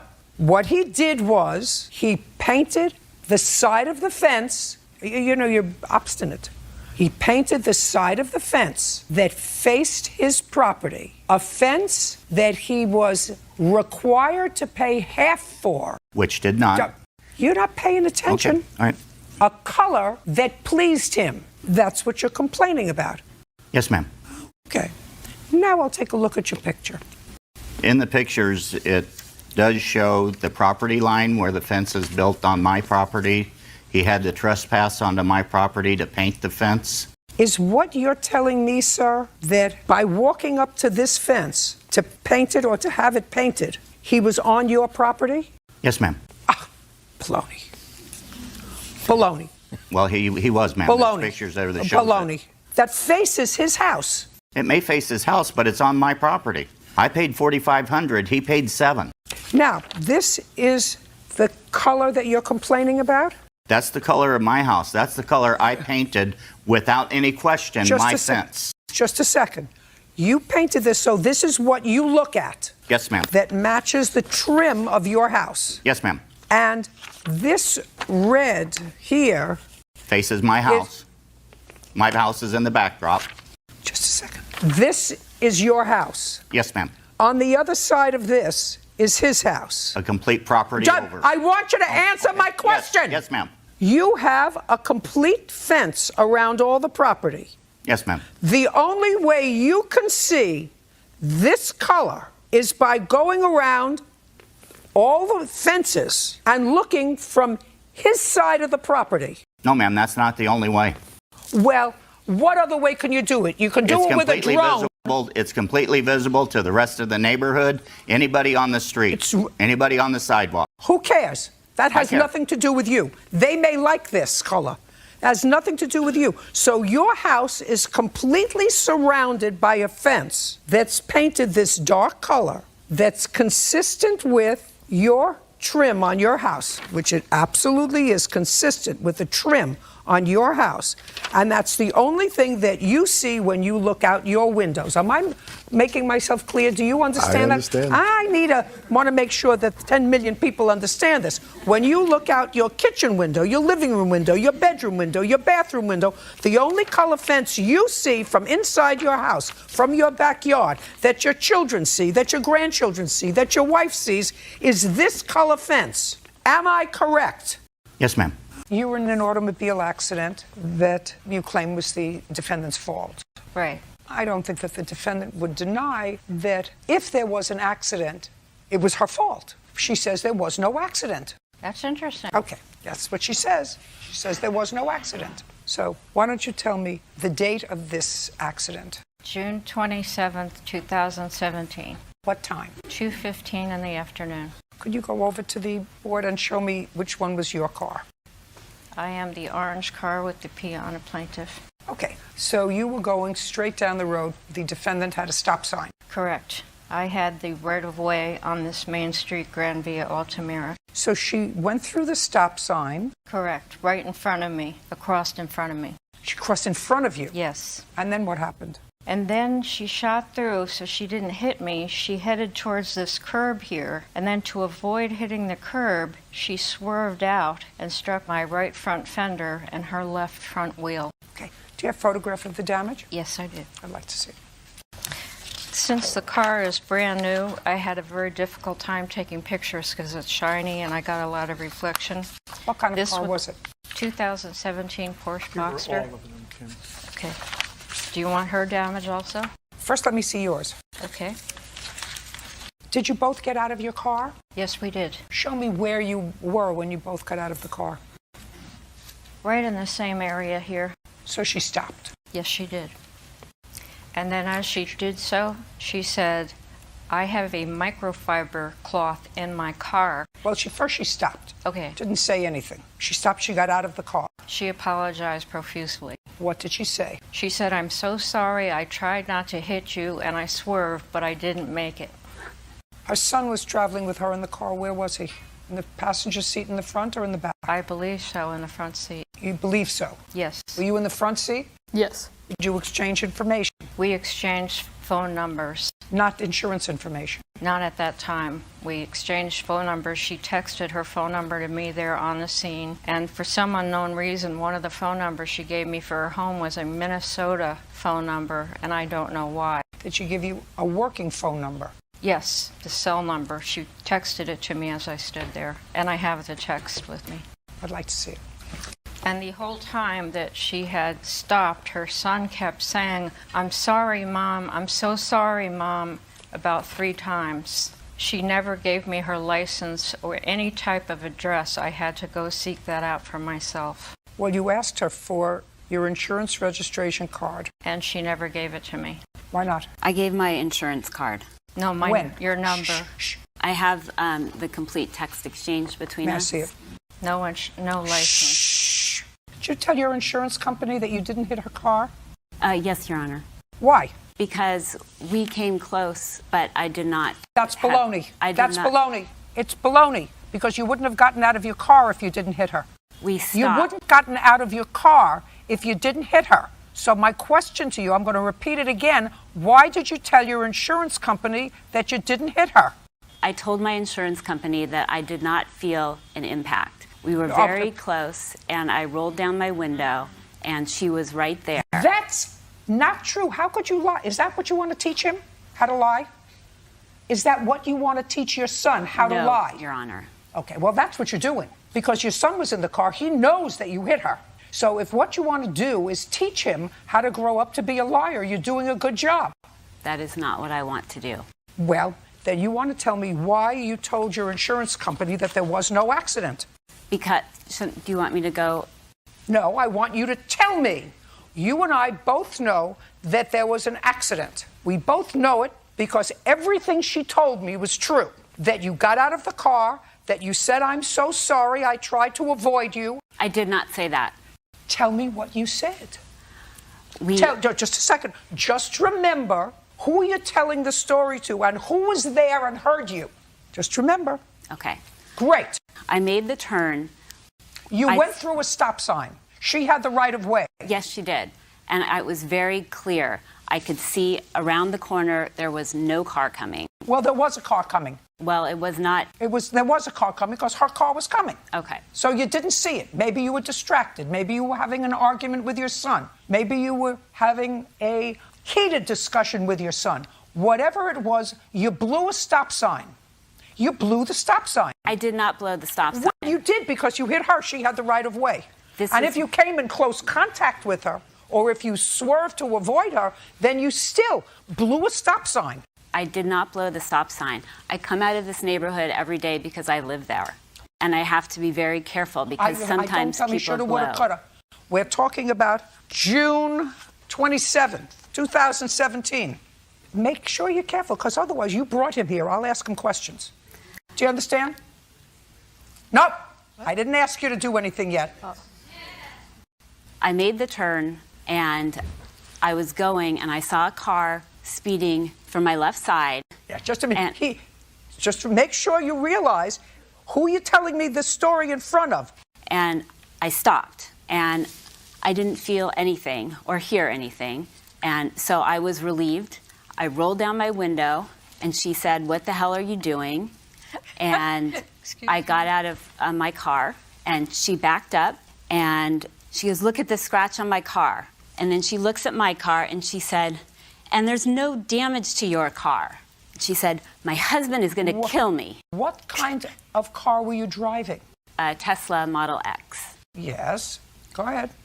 And so I said, "Well, I have a microfiber cloth in my car. Do you want me to try to wipe your scratch?" And she said, "Sure." So I did that. Just a minute. Are you trying to tell me that a lady, for no reason, would say, "Let me go in my car," when there was no contact between your car and hers, and get a cloth and try to polish out a scratch? You telling me that you want me to believe that? That you did that? Well, I was... No way in the world. I didn't make that spot on the floor, but let me get down and let me wash the floor. Let me try to get the spot out of the floor, even though I had nothing to do with it. You trying to tell me that a lady like you try to buff out a scratch on her car that she didn't cause? Do you understand where I'm going? I understand where you're going. Great.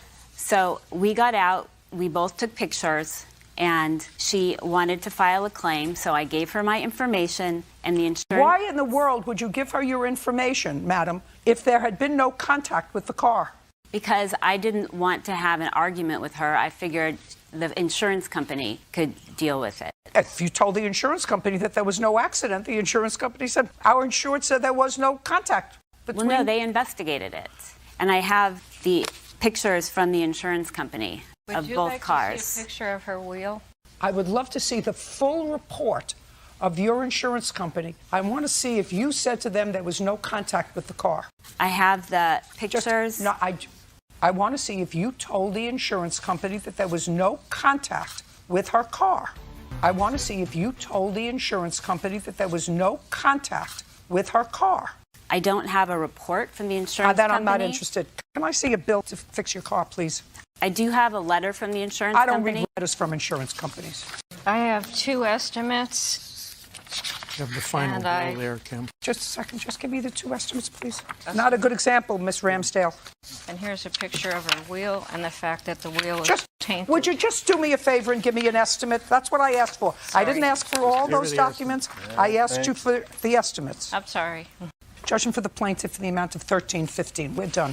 Mr. George, I'm going to speak to you. This is your stepdaughter. Yes. And this is your daughter? Yes. Your complaint alleges that there was an argument in your house. Yes. And that your stepdaughter and your daughter caused some damage to both the house and later to a car. Yes. Ms. Carroll says that this argument was precipitated by something that you did, that she really didn't cause any damages, all as a result of your bad behavior. So, Ms. Carroll, I'm going to start with you. Let me try to understand what this argument was about.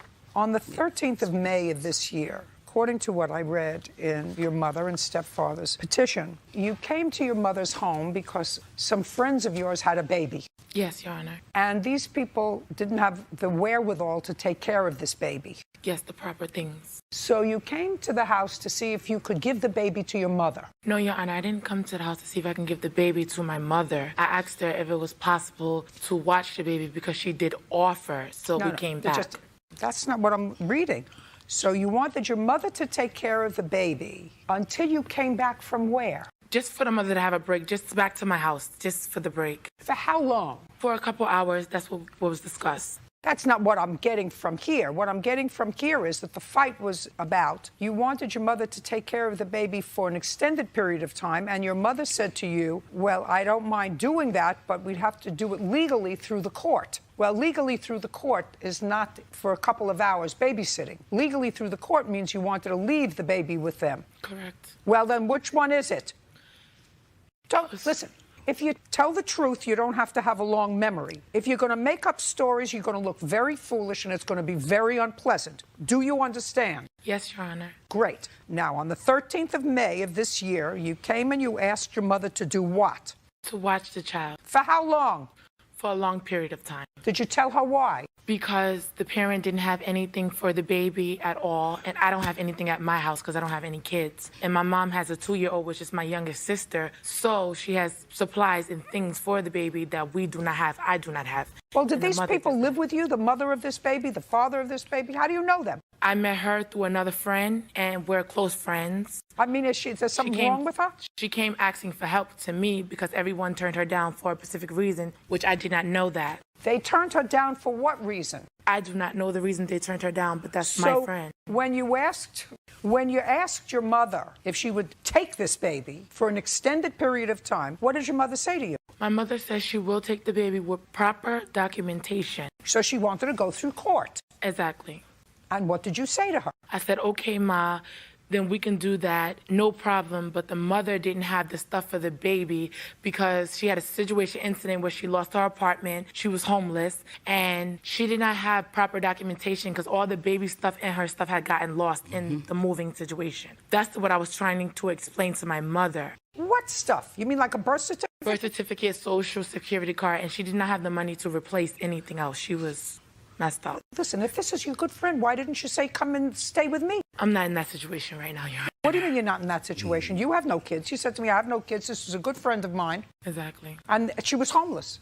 Why didn't you say, come move in with me? Okay, so back in New York, I have a program apartment to the point where somebody else is paying my rent. So I'm not allowed to have people live with me while I'm in that program apartment. So therefore, my mom pays her own rent out of pocket. I don't pay out of pocket. I get help. So therefore... You have children? No children. I'm single. Do you work? No, I do not work. I receive disability.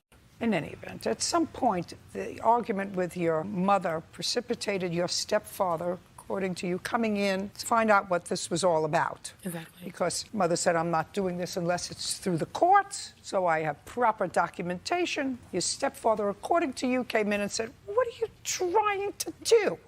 You want us to take this baby so that you and your friends could go out partying and having a good time? And then you and your stepfather got into a fight.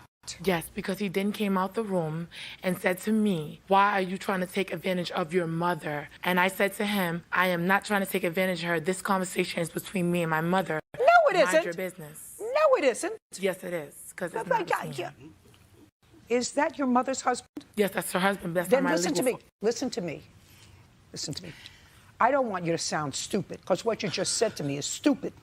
If you're having a conversation with your mother who lives with her husband, and you're asking your mother to take an infant into the house to take care of that infant, it has to do with her husband who lives there. He's not delivering a pizza. He lives there. Exactly. I'm sorry. So what do you mean it has nothing to do with him? So you told him to butt out, it had nothing to do with you, it only has to do with my mother? Yes. You mean you think that when a baby cries in the middle of the night, only one set of ears hears that baby crying in the middle of the night? Or two sets of ears? Two sets of ears. Yeah, two sets of ears. Where you're not, because you're living in prepaid housing for single people without a baby.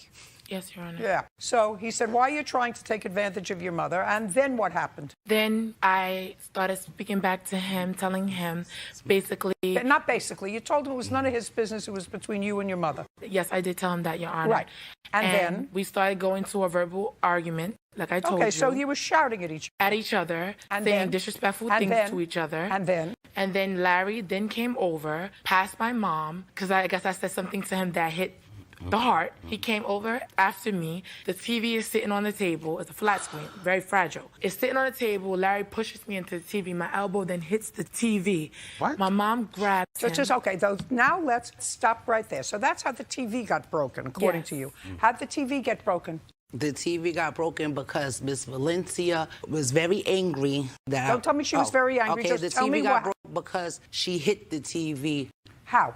Like this. She punched it. With her what? With her fist. Like she shoved it like that. Where was your husband? Well, the way my apartment is, I was trying to get Valencia to leave because I asked my husband for permission about the child. And he said no, absolutely not, so that they could run the street. So as I was trying to get Valencia, my daughter, out because the verbal got really crazy, I was bringing her past and she said, Mike Larry, and she pushed the TV.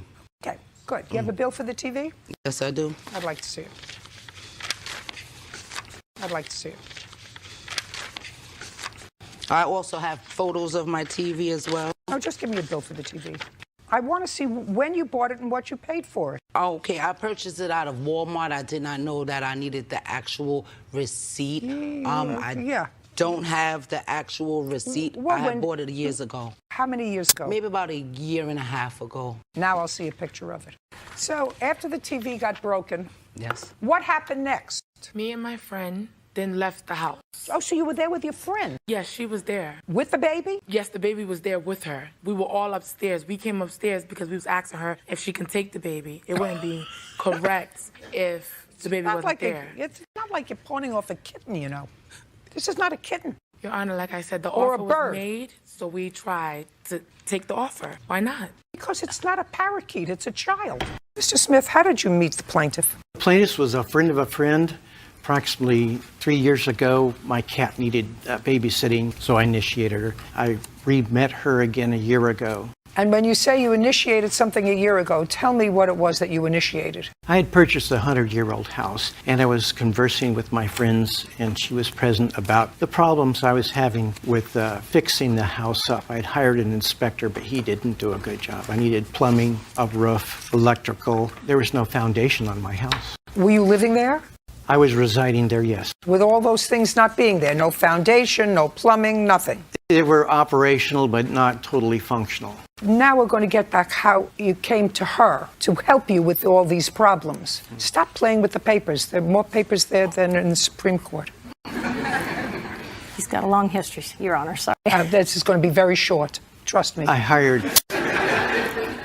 an agent to redo the roof, which I knew needed. She offered to do it. She said she was a contractor. She offered to do the roof herself? Or to? That's what she offered, with a crew of hers. With a crew? Correct. But she doesn't have a contractor's license, and she's been on disability since 1992. And I gave her a small portion of the job to put in a solar tube light in the roof. Did you hire her to do the roof job? Yeah, I did pay her, yes. How much? About $25,000. To act as a GC, general contractor, getting crews to do things in the house. Yes, ma'am. Do you acknowledge, Ms. Smith, that you were paid to do some GC work, general contracting work in his house? No, I was not, Your Honor. You were never paid? I reimbursed employees that Don't try to double talk me. Were you ever paid by Mr. Smith for work that you or crews hired by you did on his house? No, Your Honor. I helped him hire the people. He said he needed people, and he wanted me to oversee the workers for work on his house. I did not employ him myself. He did. Just a second. I got it. I got it. I got her. I got it. I got her. How much do you get from disability a month? I don't get disability. You don't get any kind of disability. Be very careful.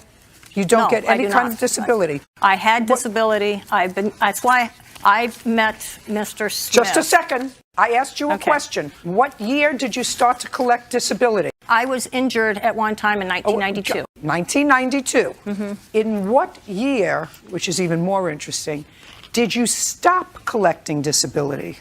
2015. So, according to you, until shortly before you started to do work for him, you were collecting disability. I did not work.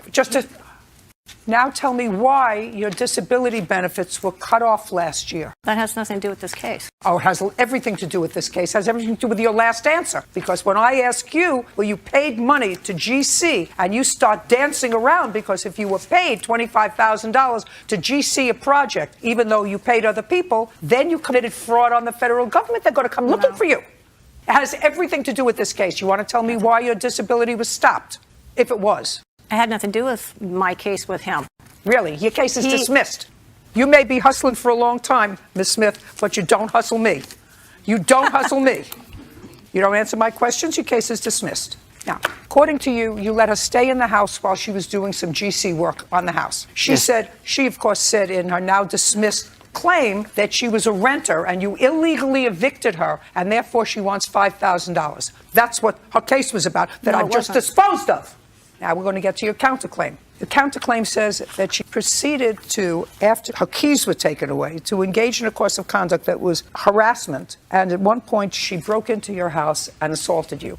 You want to tell me about it? I allowed her to stay in the room as a guest. She lived 40 miles away. I was trying to help her. She had lack of assets. And she disappeared for 3 weeks, and there was a foul order coming from the room. When was this? Give me the month. November. Okay. I entered the room. I found stolen property of mine, an old flight suit, camera lenses, dog tags, 7 pairs of scissors. It was a total mess. I decided at this point in time that she had been gone for 3 weeks with no communication. Perhaps it was time I changed the locks. She arrives home. She doesn't even try the locks. She climbs under the house where the foundation wasn't yet, into the basement, into the kitchen, upstairs, pummeled me, grabbed my laptop, and ran away. Did you call the police? Yes, ma'am. You have a police report? Yes, ma'am. I'd like to take a look at it. I'll provide you with all the police. No, don't give me everything. Just give me the first police report when she came in and came into the house. When was the last time you had any contact with her? In court, approximately 3 weeks ago. What court? She had filed another motion to dismiss my protection order. She showed up late beyond the roll call and argued with the judge that she was there, and when she wasn't. You filed for protective order. Was it finally granted? Yes, ma'am. And how long do you have the protective order for? A year starting March of this year. And that's to keep her away from your house? And no contact me. And no Would you put the papers down? Is there any reason whatsoever that you would want to have any contact whatsoever with Mr. Smith? Yes, Your Honor. I filed a protection order against Mr. Smith in December of 2015. Was it granted? Yes, it was. For how long? For 30 days, and I came down with ocular migraines and could not make the hearing. I don't care. Okay. It was dismissed. Is that what you're telling me? Yes, just like his order, because it was default. I was not able to make it. He has an order of protection against you. That means he can't come near you, which he has not. There's no question in my mind that he has not come near you. Actually, I've got phone calls, Your Honor.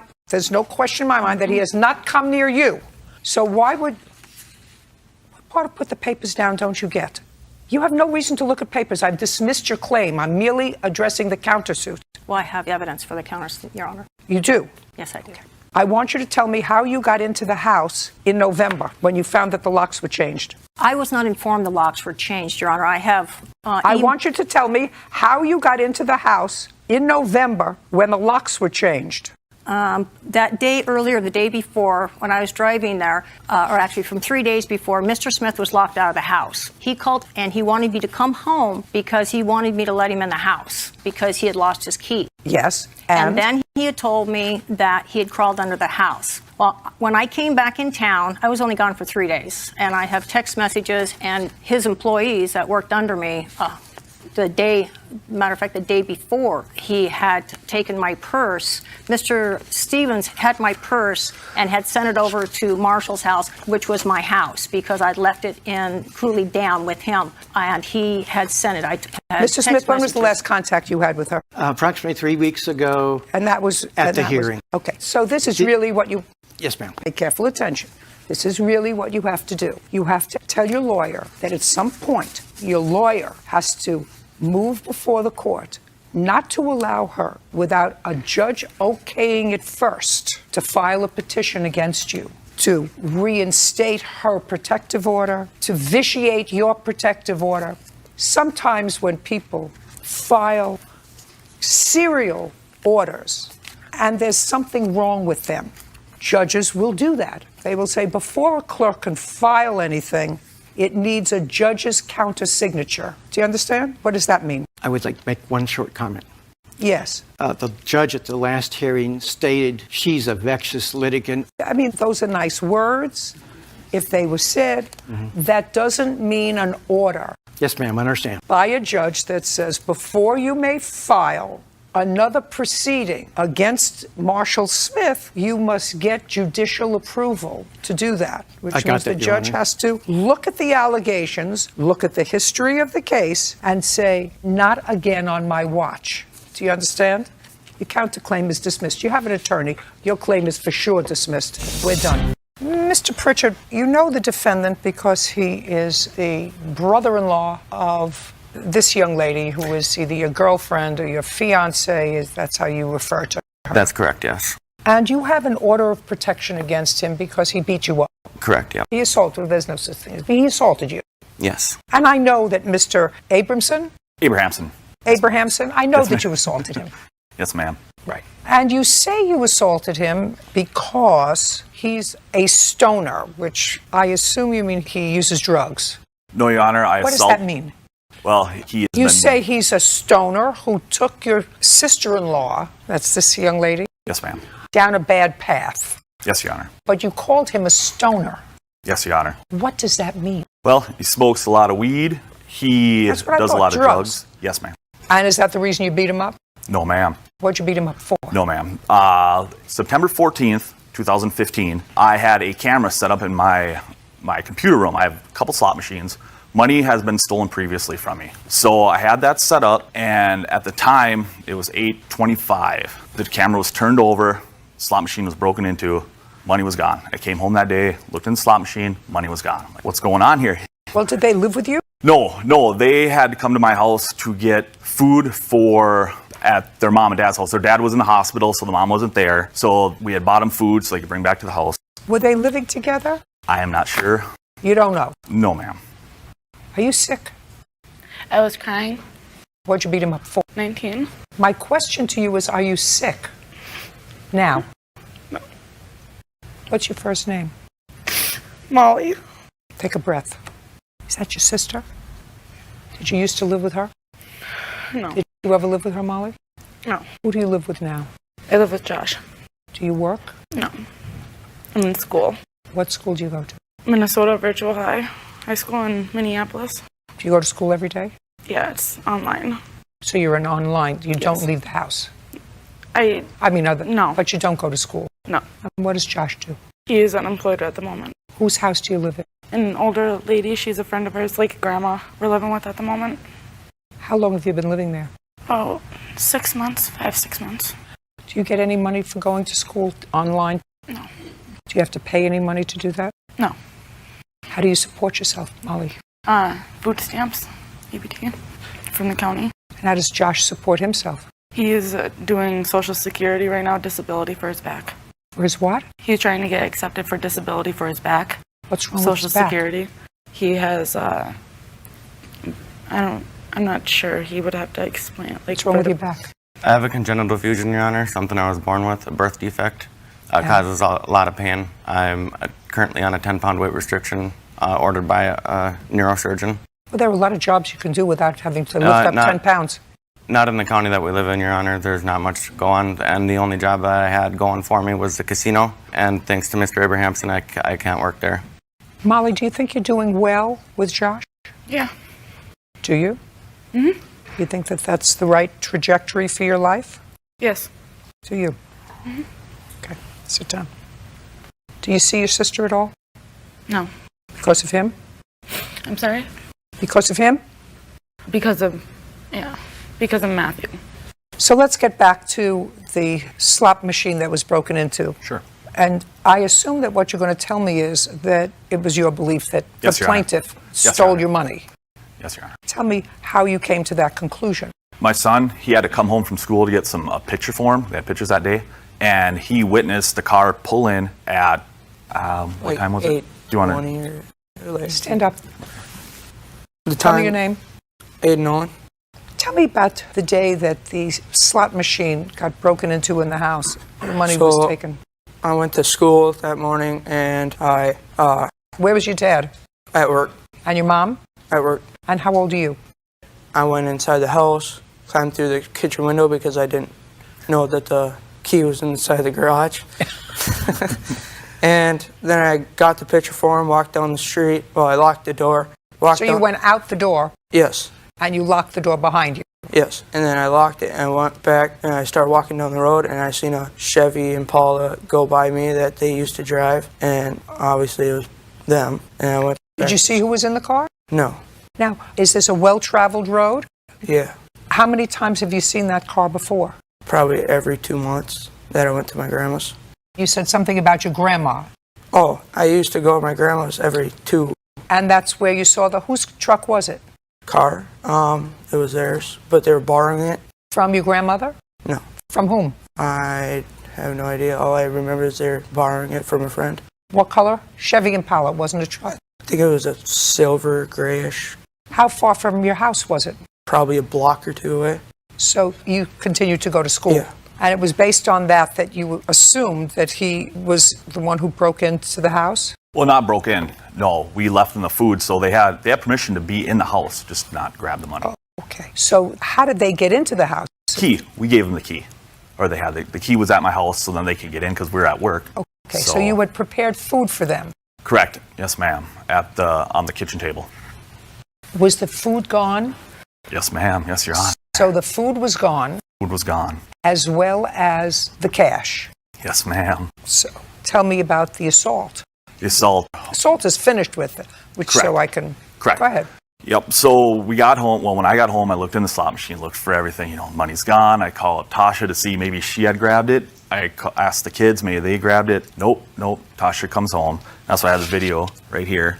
For coming home, we're looking. We called those guys. We called the plaintiffs. Said we'll be over at 7. We just got a voicemail. We'll be over at 7 to get our money. We want our money back. We go over there. Molly's sleeping. Josh wasn't. We didn't see him. So we went inside. Molly, where's Josh? She wakes up. What's going on? What's going on? And like, we know you took the money. We want our money. We were pretty not happy at the time. So we get it out of her. Oh, it's all my idea. We took the money. All right, where's Josh? Molly said. Yes, ma'am. Molly said it was all Yes. my idea. We took the money. All right, where's Josh? And your wife was with you. Correct. Is that correct? Correct. And that's what your sister said. Correct. It was my idea. Okay. And then we found out Josh was in the bathroom. I broke in, and that's when the assault occurred. It was all done. Went home. Did you get your money? No, ma'am. From what? He doesn't have a job. I can't get anything. Well, what'd they do with the money? We still had the money, Your Honor. We did offer it back to him. They He never wasn't even asked. concerned with that, though. No. How much money did you take? $40, ma'am. And Why'd you take the money? I didn't take it. Molly did. Yes. Did she tell you why she took the money? There was a miscommunication between her and her mother. Her mother did say that there was going to be $40 for us to help us get through. She was planning on being gone for a while down at the hospital with her dad in recovery. There was a miscommunication. I didn't know exactly what the whole deal was, but from what I gathered out of it, I guess we were supposed to grab it out of a bank account, but she had thought that it was supposed to be given to us from there. Okay, so that's when the assault took place. Yes, Your You Honor. pled guilty to something, and Yes. as a result of that, he got an order of protection. Yes. And this is what this case is about. Is your claim, Mr. Pritchard, that Mr. Abrahamson. Abrahamson, no, I can't say that, Mr. Abrahamson continues to violate the order of protection? That's correct, Your Honor. Mr. Pritchard, you've known this family for a long time, Yes. right? Yes. Was it Mr. Abrahamson's practice to go to the casino before you got the job there? Think before you answer the question, otherwise I bring Molly up, and Molly's not going to be happy if I bring her up. Do you understand? Yeah. Was it Mr. Abrahamson's practice? Some people like the casino, and some people don't go to the casino regularly. So you know them for a long time. Yes. And you're not a regular worker bee. So did you know that it was his practice to go to the casino for entertainment? Yes, Your Honor. I had worked there before. Okay. And how frequently did he go to the casino before? Before, from Once a week, twice a week, 3 times a week, maybe twice a month. on the weekends? Yes. And would you see him there? Yes. Where would you see him? On the floor at a slot machine. Did he go with his wife? On occasion, yes. A lot of times he Sometimes? was there on his own, yeah. And sometimes on his own? Yes. And when did this assault take place? Give me the September date. 14th Of last year. 2015. And when did you start to work at the casino? March of 2016. So you started to work at the casino knowing that he went there twice a month, either alone or with his wife. That's correct, Your Honor. Right. So it was not surprising to you to find him at the casino because you knew that he was a regular at the casino. That's correct. Great. Now you have a video to show me, I assume. There's something there to show me how you believe he harassed you. By the way, when did you leave the casino? When did you leave that job? At the end of May, Your Honor. Of 2016. Yeah. So you had that, listen to me. Yes. Hey. Yes. So you had that job for less than 8 weeks. Yes. Prior to that, where did you work? Before that, I was working for Dairy Queen, I believe. What do you mean you believe?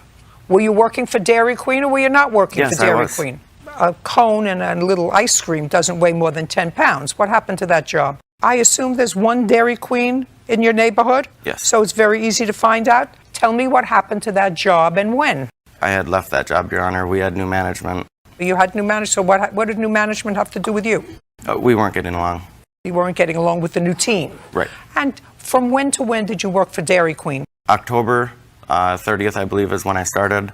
And January 5th, maybe, was when So I you quit. worked there also for less than 8 weeks. Yeah, And that was January of 2016. correct. And then you were unemployed for 2 months. And then you got a job and had that job for another 8 weeks. Now, prior to working for Dairy Queen, who did you work for? I believe I was unemployed for a little while, Your Honor. What's a little while? From September of 2015, when this assault took place, to May of 2016, did you work more than 16 weeks? 8 weeks or less for Dairy Queen and 8 weeks or less at the casino? No. Did you work for anybody else? Yes. I'm listening. Okay. Little store, Your Honor. Little store, gas station. From when to when did you work at the little store? From May of 2015 until September when the assault took place, Your Honor. Okay, May, June, July, August. So that you worked the gas station for 4 months. Yes. In 2015. Correct. From September 2015 until May of 2016, am I correct that you held 2 jobs, both for a series of weeks, one for Dairy Queen and one at the casino? Correct. What'd you do with the rest of the time? I was in recovery for a little while after the assault. A lot of the times I was scared to leave my house. That was one of the big reasons why I didn't have any jobs. I've also been going through this disability, Your Honor. Well, then my question to you, and then we're going to look at your video. Then my question to you, Mr. Pritchard, is if you were scared to go out of the house, Yes. what did you take a job for at a casino where you knew the defendant frequented? Mr. McDonald, I'm going to start with you, sir. Okay. You and Miss Perez worked at the same place. You were the manager of the place where you worked. What kind of facility was that? It's a check cashing. You were the manager, and what role did you have there? I was assistant manager. You were selling a car. That is correct. And Miss Perez and you came to an agreement that she was going to purchase the car. When was that, Mr. McDonald? We started talking about it probably about August 11th, 2016. Did she purchase it in August of 2016? Yes, she did. And she gave you a down payment?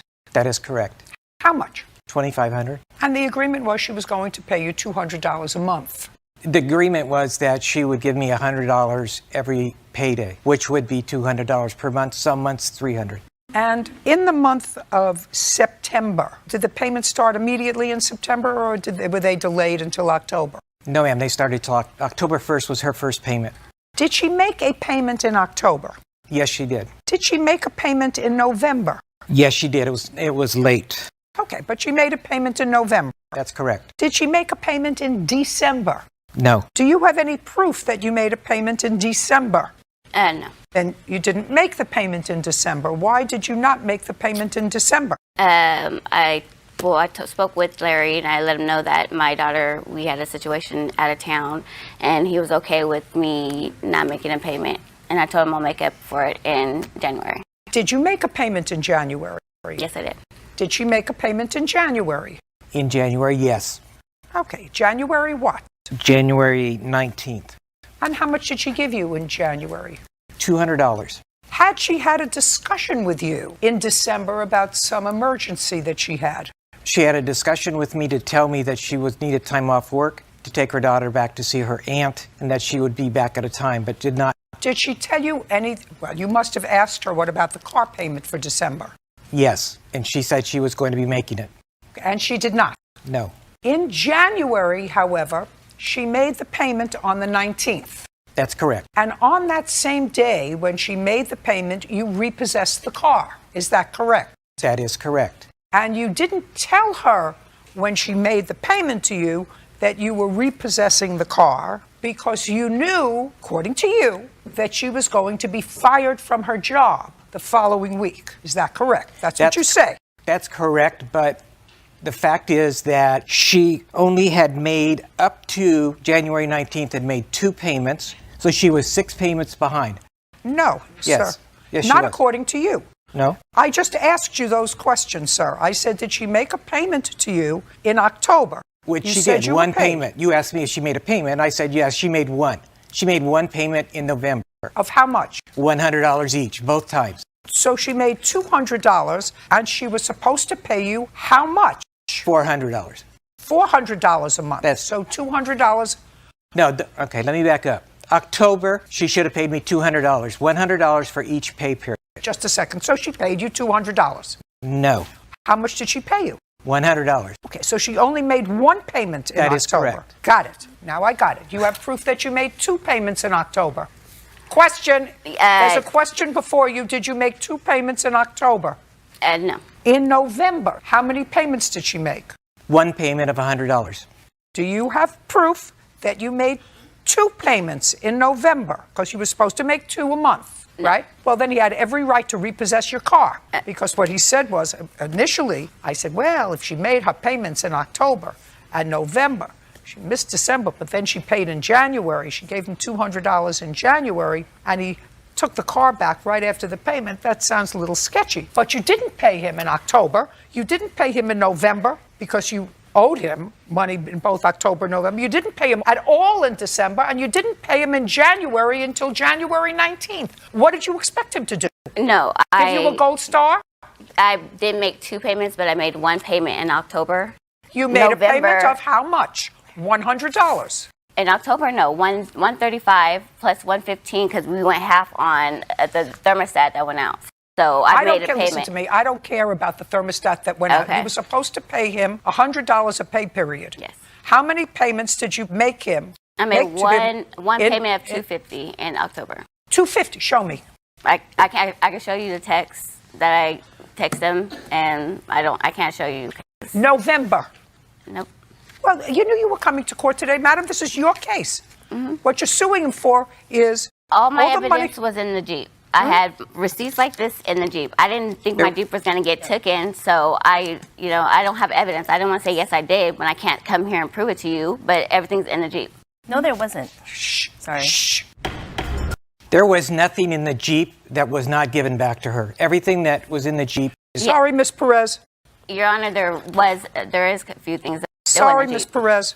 He didn't steal the vehicle. He repossessed the car because you hadn't been making payments to him as you were supposed to make payments to him while you were working for him. Yep. And then you were going to get fired, so we knew for sure you weren't going to make any payments.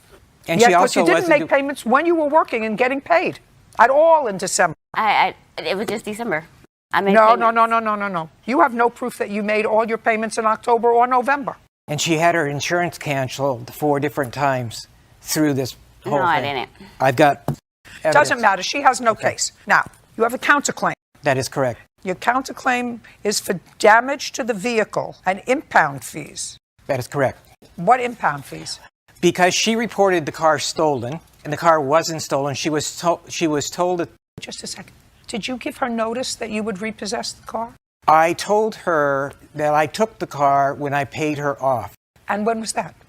That was the following Tuesday. Because of the fact... Just a second. When had she reported the car stolen? That was immediately. The 20th. So then you have to pay the impound fees. But the Sacramento Police Department said the report should have never been taken.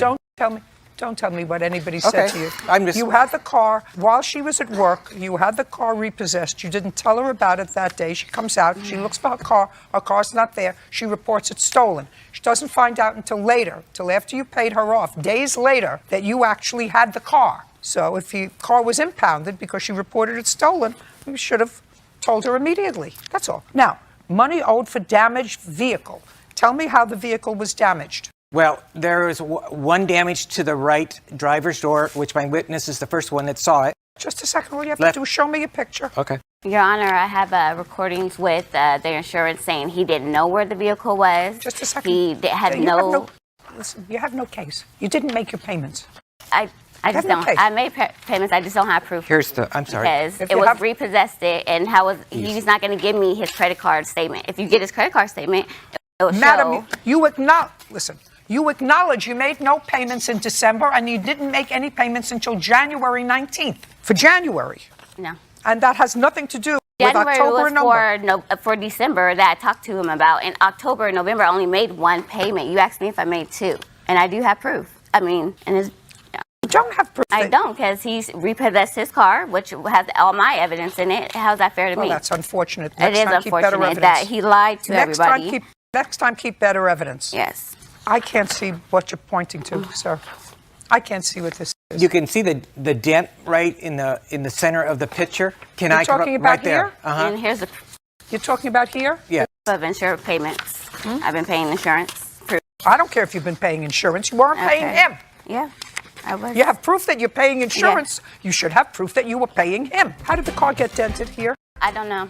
I wasn't pointed out it. He pointed out to me. Oh, well, actually, Marie pointed out to me. And I told him when I was on the freeway, I heard a dink, but didn't notice anything until she pointed it out. It looks like a rock or a ball, or I'm not sure. I'm not sure it might have been on there before. Just a second. You saw this dent? Yeah. Good. Stand up. Did you see how it happened? No. No.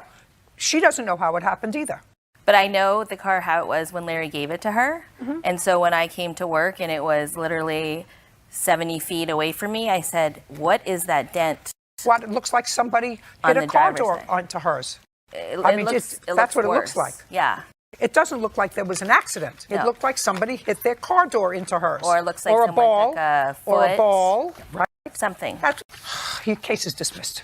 Your counterclaim is for the missed payments. No. No? My countersuit is for the insurance to fix the vehicle. Why is mine dismissed? Why? I just told you why. I told you 4 times because you have no proof that you paid him in October and November what you were supposed to pay him. You acknowledge you didn't pay him at all in December, and you didn't offer a payment until almost the end of January. Don't speak. That's why your case is dismissed. He had every right to repossess the car. Do you understand? Use the $2,500 deposit to fix the door. You got it? Perfect. We're done. Ms. Tickle, you boarded a horse at the defendant's facility, and you claimed the horse was injured while at that facility. Yes, Your Honor. And in addition, that when you tried to get the horse from the facility, the defendant sort of held the horse ransom because she claimed that you owed her money. Yes. And I read her answer, and her answer is clear. She said that the horse was, in fact, injured at her facility, correct? Yes. And that she immediately called your vet, correct? Yes. And that your vet said that in order for your vet to come out to look at the horse, she would have to pay a past due bill of yours in addition to that visit that the vet would make. So what's the name of your vet? It's one of my vets. It's Dr. The vet that you called. Dr. Purdue, who's the person she indicated on the boarding agreement as her vet of record. Fine. On what date was the horse injured? September 7th. Okay. Now, on September 7th, did you owe Dr. Purdue money? That's very easy. I can make a call. Yes, Your Honor. How much money did you owe Dr. Purdue? $280. How long did you owe Dr. Purdue the $280? It was 6 months or so, 9 months. Why didn't you pay the doctor their bill? I had sold my house and had moved. Well, and okay. You didn't pay the bill. Okay, so Right. she's absolutely correct. Called the doctor. The doctor said she owes me money. I'm not coming out to see this horse unless you pay what she owes me plus the visit. Which was $900, not $250. Not $280. Not $280. It was $900. That's what they told me. And it was a year No. in arrears. Now, on September 7th, did Miss Tickle owe you any money for boarding the horse? Yes, she had not paid September's board, which was due on the 1st. Did she pay August's bill? She did, but I think it was late. But she paid August's bill, so by September 7th, she really wasn't that much delayed. Not too late, no. But No. she had disappeared and the horse was supposed to be picked up on September 1st, and I hadn't heard from her and couldn't reach her. Just a second. When you say the horse was supposed to be picked up, what does that mean? She advised me sometime in July that the horse was going to be picked up on September 1st. But I never heard from her. She never showed up. Nothing happened. She never called, text, nothing, zero. I thought the horse had been abandoned. Okay. Now, on September 1st, had you made an arrangement, because I read your complaint, to transfer the horse to another facility that was closer? That's what you say. So be careful your answer. Right. The date, though, is incorrect. It was an oral statement that I don't care if it's oral or not. Did you tell her that you were going to be picking up the horse on September 1st because, according to you, you were looking for another facility that was much closer to me? Because you told her But that. not on, I said I need to find the right facility. My horse has known allergies, which she gets hives, Your Honor, that are all over her body, and it's a health problem. The hives break open. She's not able to lay down. They get So why didn't you pay your vet? I paid my vet when I got the bill. There was you a problem didn't. with my getting mail to my new address. So when did you move? I moved in August, put everything in storage. In September, I moved. Well, this bill was due in December, Right, according this to was you. in So you would have December. gotten it January, February, March, April, May. You would have gotten the bill. Right, Your Honor. Okay. Usually, I was present when the vet would come out. This is the first time a vet has ever seen my horse. I've owned her 10 years without me being present. Ms. Tickle, let's go. How much did you pay the defendant when you went to pick up the horse? When I went to pick up the horse Yes, in September. When I actually picked her up in September. How much did you pay her? Well, let me go back. Okay. Ms. Joint, how much was her monthly boarding fee? $325. So she owed you that in September? She owed me that, yes. Okay. Now, do you know how the horse was injured? It had a large hole in its chest. I have no idea how the horse was injured. No one was there, no one saw it. It's impossible to know. Horses, unfortunately, injure themselves quite regularly in their paddocks, and you don't know necessarily how they did it. I'd like to see what you wrote up about the horse's injury. What I wrote about Did you have a log, I assume, that you keep with regard to the horses that you board? I don't board horses regularly. This was a one-off situation. She was a companion horse for my horse because another horse went away, so they didn't like being alone. But it's not a regular thing. It's kind of like a roommate situation. Do you have a contract? Yes. I'd like to look at it. Okay. I met the defendant because she advertised a stall for rent, boarding stalls in Craigslist. How long did you keep your horse there? From January 13th, 2014 until So it was there for a very long time, and Yes. clearly you were satisfied. Yes. Otherwise, you would have moved it. Right. Everything was fine up until I got hurt. This is your contract.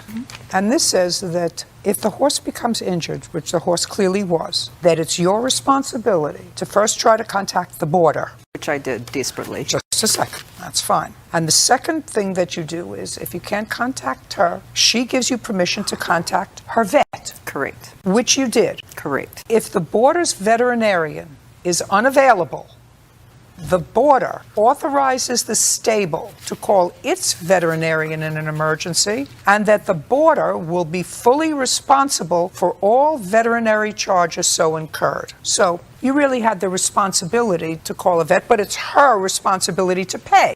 Right. Right? Absolutely. Correct. So the part of your request for vet bills, she's not responsible for those pursuant to this contract. You are. Right, Your Honor, but her boarding contract, she doesn't have a home occupational permit to run a boarding stable in Simi Valley, and that's required to...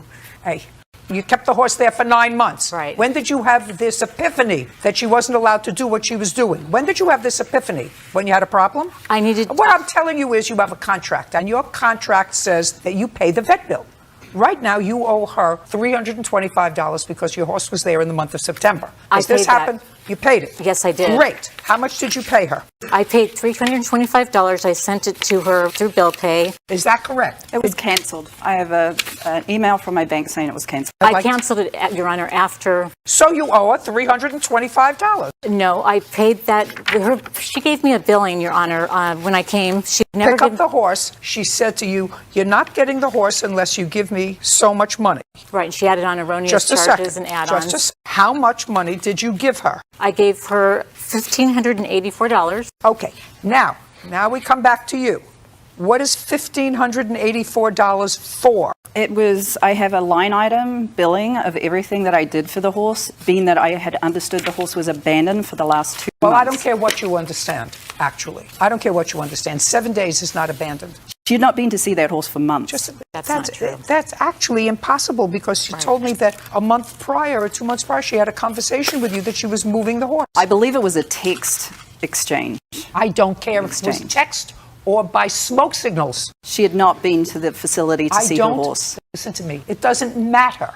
So far, she owes you $325 for boarding for the month of September. I'd be happy to show you the billing with the receipts that I have. She paid you in August. I apologize. It's complicated because we had Just a second. No way. No way.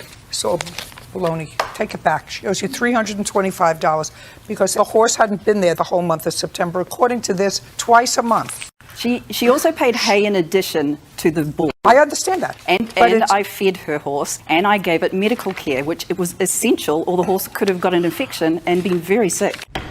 Let me tell you what you were required to do pursuant to your contract. You were required to get a vet. I did. I called the vet and No, I read your answer. I spoke to the vet. I read your answer. And he gave me his recommendation. I read your answer. You don't get paid for that. You personally, unless you paid it, just a second. Listen to me. It's left at my property. Listen that's to me abandoned. carefully. Unless the vet sent you a bill, you don't get paid for that. How do you? Did the vet send you the bill for the? I'm speaking. Just answer the question. Did the vet send you a bill for the conversation that you had with the vet to tell you how to fix the injury, this large gaping hole in the horse's chest that happened while it was under your care? No. Did the vet tell? The answer is no. He gave me free so advice because he $1,584 knew less I thought it was $325, abandoned. which is actually what she owed you, which she didn't pay, which is $1,622. So far, $1,261. Then you do have to feed your horse. Yes, Your Honor. Yes.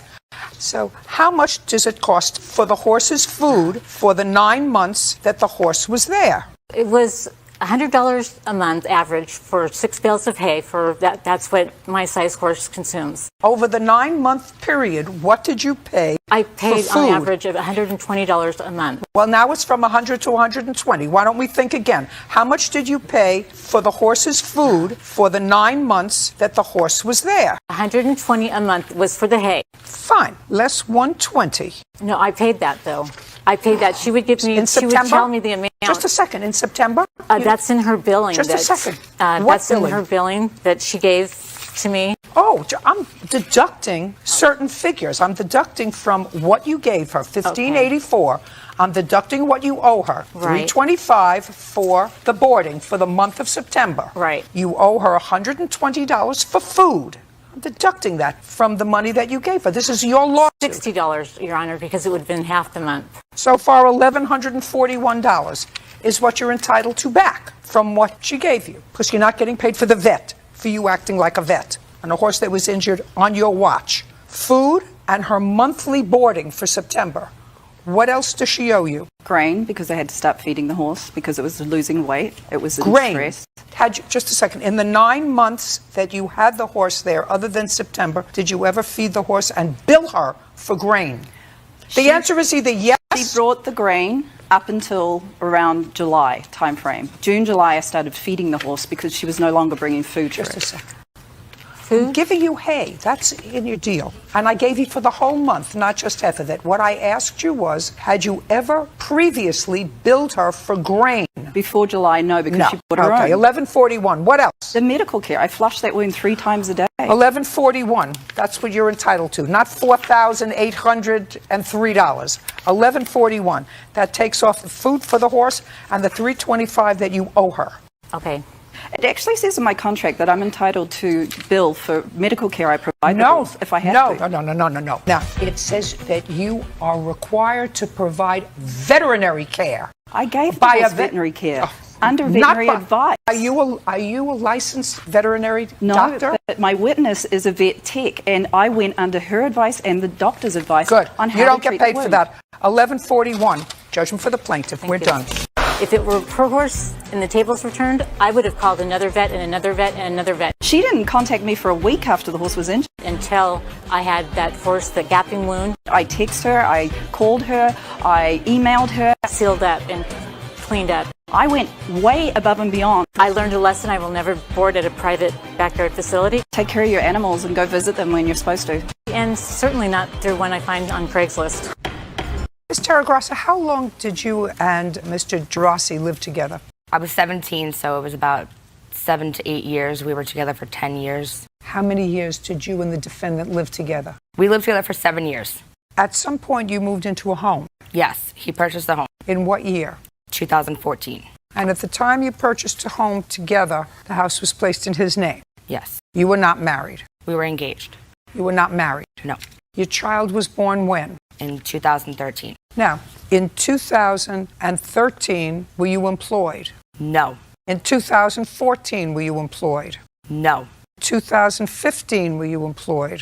Towards the end of the year, yes. In what month and for whom? I believe it was November, and it was for Lowe's. Okay, so most of 2013, 2014, 2015, the vast majority of those 3 years you were unemployed. Yes. What about 2012? Yes, I was working. For whom? It was RMA Legal. For how long? I was there for about a year and a half. So, starting in 2013, you were unemployed and Mr. Gerasi was supporting you? Yes. Okay. Now, this is what the case is about. When you moved into this house, you used a credit card in 2014 to purchase some appliances for the house. Yes. Credit card was in your name. Yes. He didn't have the credit to put it in his. Whatever. He had credit to buy a house. After he purchased the house, they wouldn't approve He had him. credit to buy a house, and he had a job. So, you bought the appliances for the house. Yes, Your Honor. On your credit card. They were under my credit card, yes. And when you separated in what month and year? September of 2016. And he did not pay this credit card? No, he was supposed to.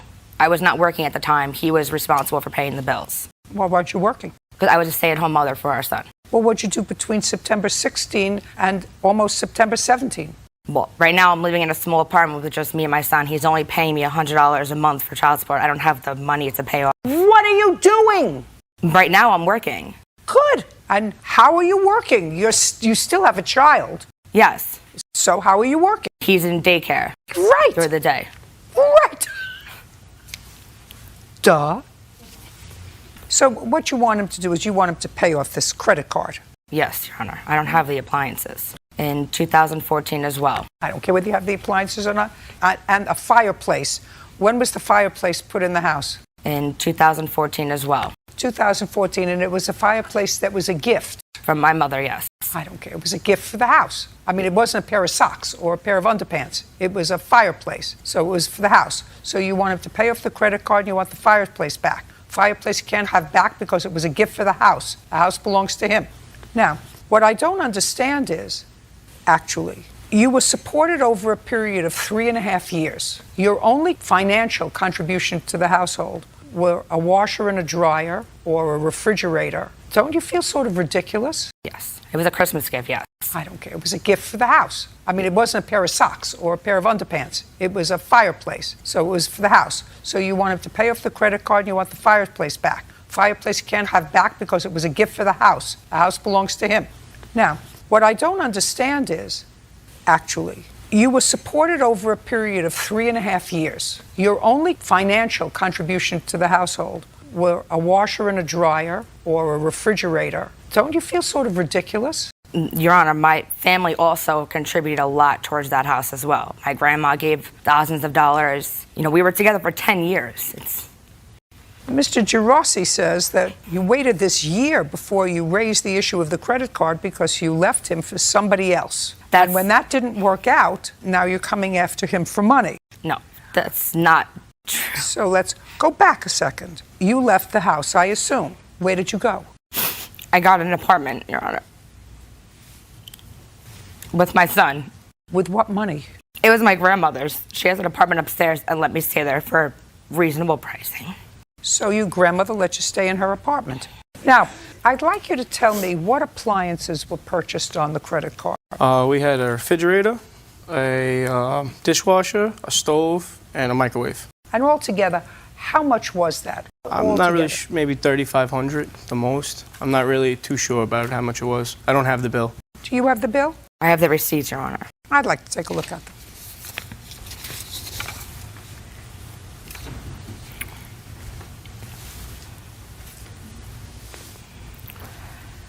I have a bill here for a plasma TV. Do you still have the plasma TV? Yes. Okay. Microwave oven and dishwasher. All of that came to $33.59. 2 years later, you separate. Which of these things do you want? I just want to pay off the bill. How did you handle your finances? When? When you were living together. He paid the bills. Did you have a joint account? We did have a joint account, yes, Your Honor. So you got money in to put into the joint account, and you got money to put into the joint account from the defendant, and Yes, you paid the bills. I bought the food for the house. I'm asking you who wrote out the checks. Sal. Did you write out the checks? No, Your Honor. She had full access to my account. She wrote out all the bills. There was her student loan was coming out of my account, her Bloomingdale's bill, her Macy's bill. I see them. Yes. What kind of work do you do, And those Mr. are my accounts. Girassi, what kind of work do you do? I am a fire alarm inspector for New York City. A fire alarm inspector for New York City. The Chase savings account. Whose savings account is this? It was in both of our names. And what happened to that savings account? Well, both of us transferred money into the checking to pay bills. So you kept it in the savings account so you could get a little bit of interest? It turned out to be a total checking, or whatever, like, I don't know, they changed the account to checking and savings in one. What kind of pet did you have?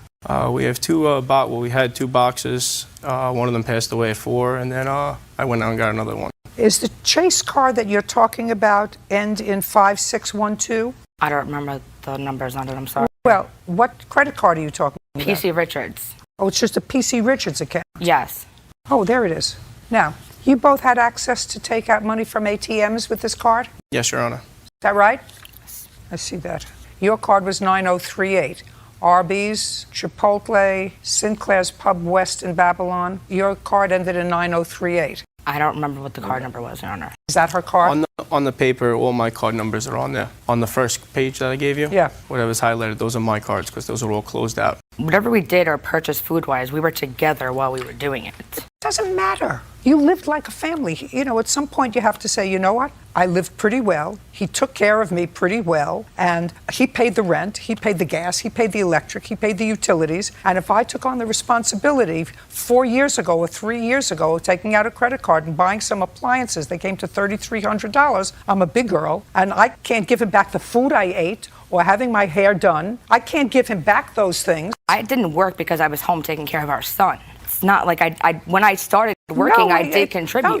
No, the truth of the matter is that's not true. Because your son wasn't born. You didn't work a year before he was born. Because I was on a very high-risk pregnancy. Let me tell you I have all kinds of problems with this case. First of all, it's very hard to separate when people aren't married what's yours and what's mine and what's left. You have no obligation to support her at all. You have obligation. I just pay child support. You have an obligation to contribute to your son's support. Do you see him? Yes. Okay. Often? Yes, every other weekend. Good. All of these appliances have depreciated in value since they were bought 2.5 years ago. So one of the things that was purchased 2.5 years ago was a big television set. That's the only thing that really can easily come out of your house, right? Yes. Also, probably the microwave can easily come out of your house. Is that a fair statement? Yes. You want those two things? Then you can sell them. Do you want those two things? That's fair. Those two things can easily come out of the house. Stove can't, but that can. Big television and a small microwave. Do you want those two things? No, Your Honor. I want my bill paid. It's not going to get paid by him. If I had to divide property, that's exactly what I would do. I would say you live together. He took care of you. He supported the family. This is not a big deal. But if you feel as if for some reason you've been offended, financially offended, I'm prepared to say to him, the property that he bought, if he went to sell it, would be worth nothing. He could sell it now and give you half. That would be ridiculous. Similarly, he's paying for the whole enchilada. And I'm saying to you... Not throughout our whole relationship, though. I contributed a lot. Good. Fine. All I'm asking you is, do you want the TV and the microwave? And then you can sell them. Sure. Whatever you can sell them for. Good. Good. Make arrangements for her to have the TV and the microwave. You buy a new one. Okay, great. We're done. Thank you. Mr. Rose, Mr. Mendoza runs a store, a dollar sort of store. Yeah, that's happened like March 15th. A lot of inexpensive little things. And based upon what I read in your complaint, you frequented that store. You went in. Yes. And you walked in one day and you saw that your picture was up in the store, and the picture suggested that you were a shoplifter. Yes, ma'am. And you want to be compensated for that. Yes, Your Honor. Now, do you have a photograph for me or something to show me of the poster that you saw and when you saw it? Yes, Your Honor. I have a video, actually. It has no audio on it, just video. And if I could, I want to explain, it wasn't just one day I walked in. Actually, it was a day or two after Christmas of last year, December 2015. I came in the store and I had words with the gentleman in the white shirt. I think his name is Caesar. It was about a cigar that they were selling for $1.50 for, and it says 2 for 99 cents on it. And we got into some type of verbal altercation. And then I came back 2 or 3 days later for some incense or candles, and I saw it directly as soon as I walked in the store, shoplifter. Okay. So what you feel precipitated putting up this photograph was the argument that you had had with Mr. Mendoza's employee. That is your employee, sir? Yes. Okay, because you raised an issue that they were overcharging for cigars that on the package said 2 for $1. They were selling them for $1.50 a piece. Exactly. Okay. Stand up, sir. Your last name is? Mendoza? Are you related? Yes, he's my brother. You remember having that discussion with Mr. Rose? It happened in March? That's incorrect. You think it happened sometime in December? I'm certain it happened sometime. And you're certain it happened March 15th? March 15 at 4:15 p.m. And I assume that tape is going to show that to me. Let me explain you. No, because you're pretty adamant about the date and the time. For the date of the... Okay. So you're going to show me something that you took in December of 2015. I think it was January. It was a couple days after the initial verbal altercation. And this is the beginning of it. I was just walking up into the store so I could show you where they were displaying it. As soon as you walk in the store, it's right here. Right where? I'm zooming in on it right there. And I happen to be that person right there screaming, because that's when they took the picture of me when I was screaming at them, right there with the baseball Is that hat just on. a second? You can see her clear on my phone, Your Honor. Okay, either one of those two you can play.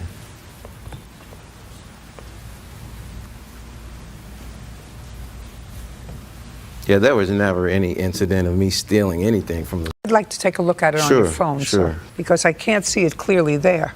I'm sorry, hold on 1 second. Just a second. And Your Honor, they're not arguing that, I'm sorry.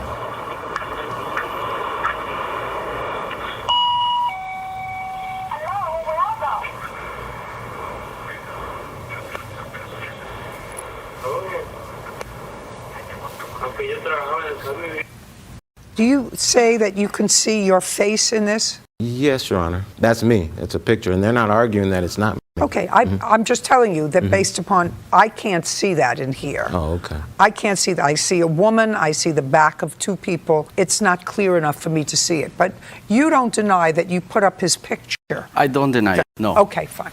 Now, what you're going to do is show me, because certainly if you put up his picture and he was never prosecuted for theft. We called the police. We called the police that day of the incident. Let me explain what happened that day. He walked into a store and asked for a cigar that it cost $1, not $1.50. That's his first lie. It's pre-priced $1.99. We sell it for $1 at the door. So normally when you walked into a store... No, don't tell me normally. Just tell me what happened. Okay, he asked for a cigar, $1 cigar. My brother put him on the counter. He grabbed the cigar and throw 33 cents and walk out. If that's not stealing, how do you call that? There's no other way to say it. Just a second. Did that happen, An Mr. Rose? outright lie, Your Honor. Just a second. No, it didn't. And do you have that on tape? We don't have that on tape, no. That was back March 15, and we didn't keep that much evidence on our record. It's just way too much memory on my computer. We have only the picture that we put up there. From March 15th? From March 15th. Let me just take a look at it, please. And also, Your Honor, we have... A second.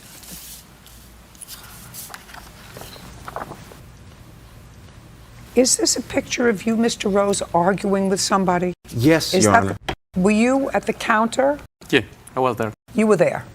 Do you want to tell me exactly what happened when Mr. Rose came in? Yeah, he came and I want to explain to you first. I don't speak good English, but he came and asked for cigars. I gave it to him, I put it on the counter. When he threw me 33 cents, he walked away. I told him, hey man, this is $1. What? It's not $1. He started to argue with you. And say, hey, if you don't want it, just leave over there. You don't have to argue with me. And no, can you overcharge me, sir? The price is it's printed. It's printed on the cigars. And he has tried to argue with me. He's tried to fight with me. He say, hey, no, he come was outside. argumentative. You could see it from this He can explain to you better what's going on that day because he saw the video. He spat on his face. He spat on my face. He spat on my face. That's total lie. It makes some threats. That's the reason why we call the police, and we have the police report. May I see the police report, Yes. please? So after this incident, you called the police? Yeah, we called the police. Okay, I'd like to see the police report. Do you have a copy of the police report, Mr. Rose? No, I've never heard of it, Your Honor. March 15th. Exactly, 4:15 p.m.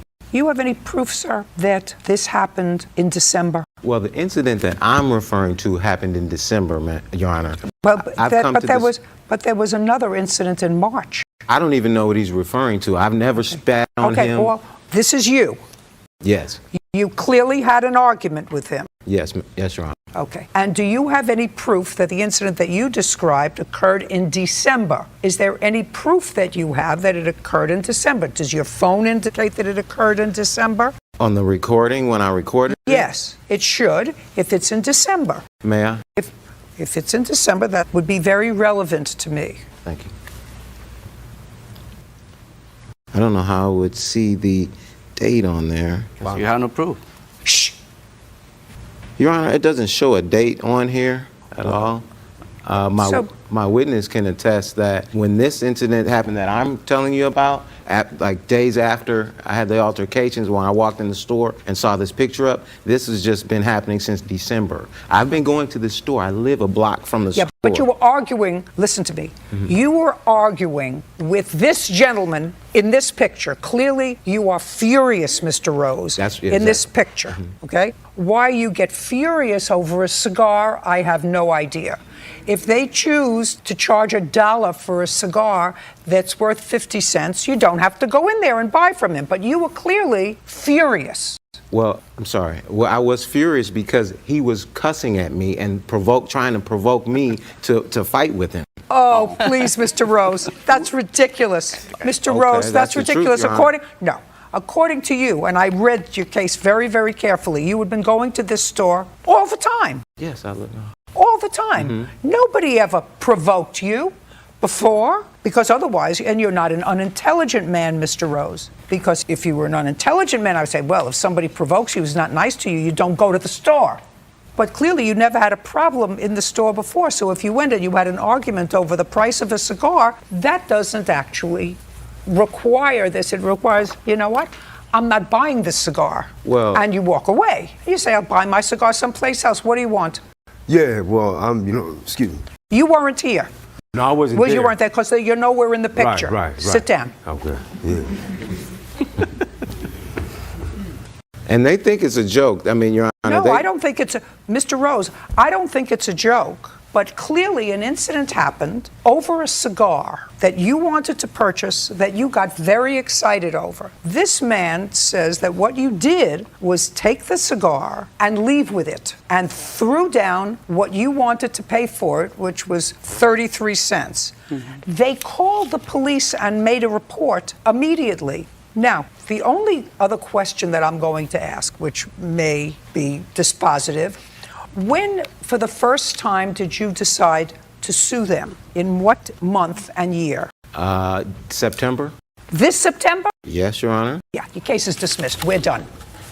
I don't believe you. Mr. Reeses, you are in business, and the nature of your business is a pawnbroker. Correct. The defendant, Mr. Frazier, over a period of time came and sold you some merchandise. What kind of merchandise did you sell him? Well, Your Honor, I worked at an airport. I just asked you what kind of merchandise you sold him. I sold 9 defibrillators and about 20 pair of aviation headsets. And defibrillators. Defibrillators like you shock. Like No, zzz. a defib. Yeah, clear. I know what like- a defib. Not an audition. You should want to keep as low a profile as possible, Mr. Frazier. I understand. They're very expensive, the defibrillators. Yeah, they're portable ones, but yeah, they're very expensive. About how much are they if you had to buy them retail? If you had to buy them retail, it could be over $1,000. And what about the headsets? Probably about $500 a piece, brand new. A piece? Brand new. And were the ones that you stole from the airport, because you took a plea to stealing all this property, correct? Yes, ma'am. And you made restitution as part of the plea arrangement. Yes, ma'am. That was So, and 20,000. that's all done already. Yes, So when you stole them, were they new or used? they were used. And you brought them to the plaintiff. Yes, I did. Did you bring them all at the same time, or did you bring them a few one day and then a few next week? Yeah, it was usually like one here, one there. It wasn't all at the same time. No. And sure, Mr. Risa said to you, where'd you get these? He Did never actually said that, no. No. He just took them. What, for instance, would he give you for a used defibrillator? He was giving me anywhere from $100 to $125, $150 a piece. And for the headsets? Anywhere again from like $75 to $100. And did you fence all of the, see, I got that from watching TV. Did you, in fact, fence all of this stolen merchandise through Mr. Reese's, or did you have other outlets? No, it was all through Mr. Reese's. Now, at some point, the police came to your store and they confiscated some of this merchandise. Correct. And that's what the lawsuit is about. You would like Mr. Frazier to compensate you, since you paid him and they took this stolen merchandise. You would like him to compensate you. Correct. Great. Now, Mr. Reeses, I have a couple of questions for you. How many defibrillators did the police confiscate? Your Honor, according to my records, it looks like they confiscated 4.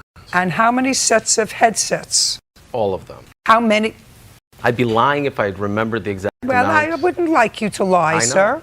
We deal with a lot of cases, and I don't remember the exact numbers. Your Honor, there were So- 2 confiscated on this receipt, and there's multiple instances where items were delivered. So every single headset that we had purchased from him, we returned to the police. Then that's a problem that you have. The fact that you don't know how many really were confiscated by the police because you deal in a lot of merchandise, then you don't know how many you sold. Because he didn't come back and buy them back, did you? I don't know that, and you can't prove that. I have an email from the police department which shows the items that were returned. I'd like to see that.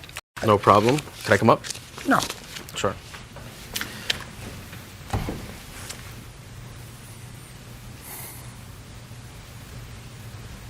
Just a second. This doesn't say how many they confiscated from you. Can I see it? Your Honor, what form of evidence are you looking for the items that were confiscated? Listen, if I had a store that sold sweaters and I bought a dozen sweaters from a manufacturer, from Bird Inc., and I sold 6 sweaters, and if I'm in business, I know that I bought 6, I sold 6, and I have 6 left in inventory. Sure. That's what it is when you run a business. Sure. So that's what I'm asking you for. He sold you 20 pairs of headphones and 9 defibrillators. You told me that the police confiscated 4 defibrillators, which means you sold 5. Which means you sold 5 because he didn't buy them back. And what I want to know is how many headphones did they confiscate? On this date, 6. Your Honor, there were 2 pickups by the police, and we need to get the official police report Listen, from you there. want me to dismiss your case? I'll be No, more than happy I to don't want dismiss you your to case. dismiss it. I feel that so I have if a the lot of answer is that you don't have the proof, how many? It was 6 sets of aviation headsets. On one instance that were picked up. Well, the rest then of I them were don't picked have. up on Then the get other me one. the other instance. All right, no problem. Do you understand that if you don't I do. have that, I'll dismiss your case. You can go back to where you came from in New Jersey. Your Honor, Do you understand? we have records that show that none of the items were sold from the store. That means that when the investigation was happening by the police department, everything was returned. So we would No, have... listen to me, sir. Yes, ma'am. Don't tell me. Show me. This is the evidence. I know what he sold you Yes. because that's what he pled guilty to. And that's And just bad I news. also know that he sold them to nobody other than you. Your lawsuit wants to be compensated for the amount of money that you gave him for the headphones and the defibrillators. So I have to know how many were confiscated. Not that you're going to get your money anyway, but I have to know how many. 4 defibrillators. Your Honor, we're only suing for what was taken. What we're suing for is this piece of paper right here. I understand where the miscommunication is. I think that you might think that the total sum of everything that was sold to us was part of the confiscated. It wasn't. Part of the confiscation was this, and there were maybe other items that are not on this receipt. Mr. Reeses, Yes, Your Honor. listen to me very carefully. Either Yes, you Your give Honor. me a straight answer, or it's going to make my job just that much easier. Correct. He sold you 20 pairs of headphones, anywhere from $100 to $125 a piece. When the police came and said, we think that you're selling stolen headphones, and they looked, how many did they confiscate that you can prove to me as you're standing there right now? Wonderful. They took... It's 5 right there. 5 headsets. Good. According to the They receipt. took 5 That's headphones, which means that you sold, traded, bartered, or whatever, because that's the logical conclusion, unless you're withholding merchandise from the police, which would be actually pretty stupid. You sold or bartered 14 headphones, and you sold, bartered, traded 5 defibrillators. Now, my next question is to you, Mr. Fraser. When you sold it to him, he's a pawn shop. Was it an outright sale, or did you get a receipt that said you could come back and get the property? No, it was an outright sale. I never signed anything. Outright sale, he just gave you the money. Yes. Fine. Can I interject? Yes. I have right here, when I did go to court for the criminal charges, it says that they were the ones that called the police about stolen merchandise. So that's why I don't understand. If they were the ones that called the police, wouldn't they have known that it was stolen? Why would they buy it in the first place? I don't know. Your Honor, we never called the police. Fine, that makes my job easier.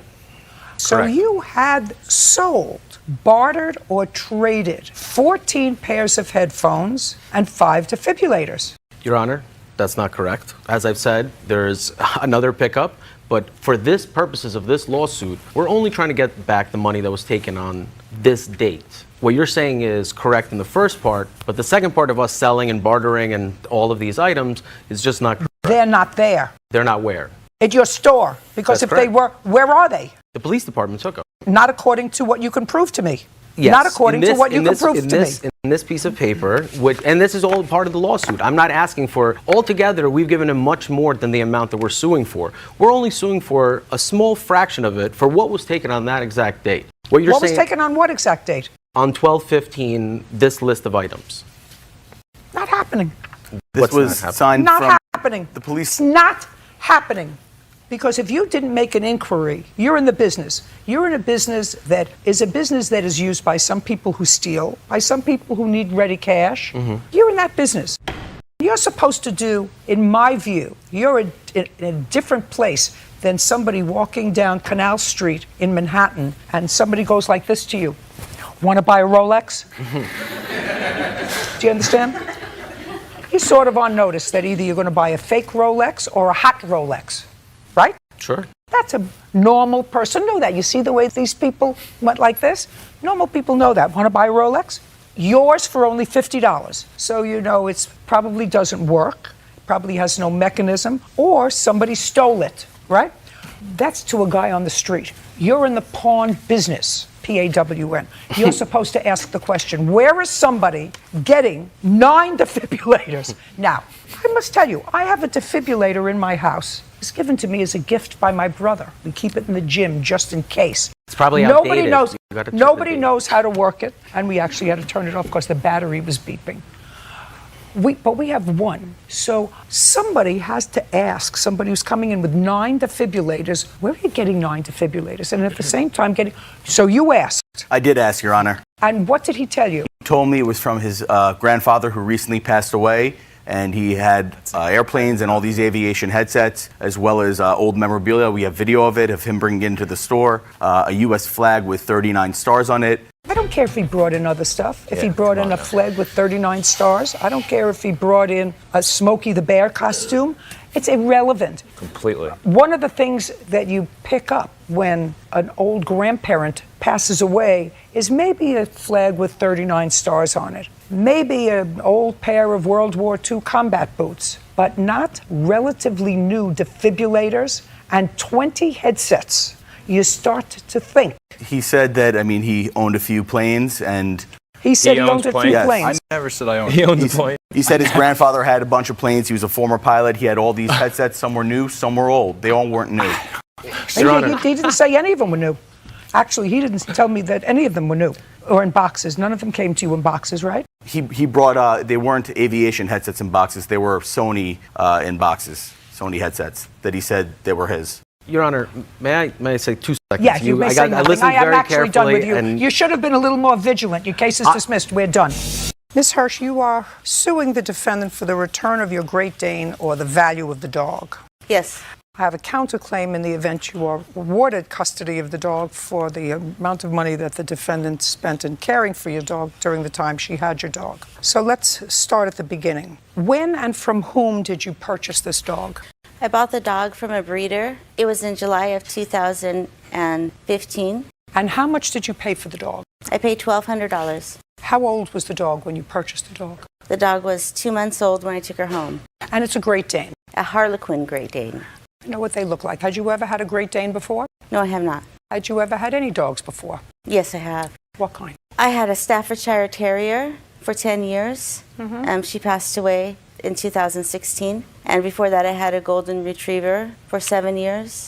Well, you bought this dog in 2015, and so you say the Staffordshire died in 2016. So you had the 2 dogs at the same time for a period of time? Yeah, just for a few months. I knew that my Staffordshire was ill and she was going to pass soon. And there came a time when you had to leave your property. Yes. And you had to leave your property because? Because my dad had recently died and I was getting a settlement as soon as his case closed. But the case is not closed. Whatever. You moved into with your boyfriend, and your boyfriend had a pit bull, and the pit bull didn't like the dogs. Yes. When was that? That was September of 2015. So at that point, you would have the dog for approximately between 6 and 8 weeks. And that's the time that Miss Padroni took custody of your dog. Yes. With your permission. Right. And it would be fair to say that from September of 2015 up through March of 2017, Miss Petroni has had physical custody of your dog continuously. Yes, she has. But not by choice. don't care whether by choice or not. A fair statement from September of 2015 until the end of March 2017, Miss Petroni had physical custody of a dog that you had in your custody between 6 and 8 weeks 2 years ago. Is that a fair statement? Yes. Do you understand where I'm going? Yes. Great. Now, while the dog was in Miss Pedroni's custody, she took care of the dog, she fed the dog, and in addition to everything else, she had the dog spayed. The dog had gone into heat, and at that point, she says in her answer, she couldn't have a 110-pound Great Dane walking around her house in heat, so she had the dog spayed. You were unhappy with that, so as part of your lawsuit, you're also saying not only do you want the dog back, but you want punitive damages for her spaying the dog for having an unnecessary medical procedure. I'm just laying out what your lawsuit is. Yes. Is that right? That's correct. You understand that this is an unsympathetic face to you. You understand that? Yes, I've been trying to get the dog back the entire time. Well, and that's not true because you've managed to find your way to a small claims court 2 years later. So if you could find your way to a small claims court 2 years later, you can find yourself to a small claims court 4 months later. 4 months later, she was still telling me that I could have my dog back. What do you mean she's been telling you you can get your dog Well, every back? time I went to her house to visit the dog, she said she would say, no problem, I can have the dog back as soon as I get my house. When did you get your house?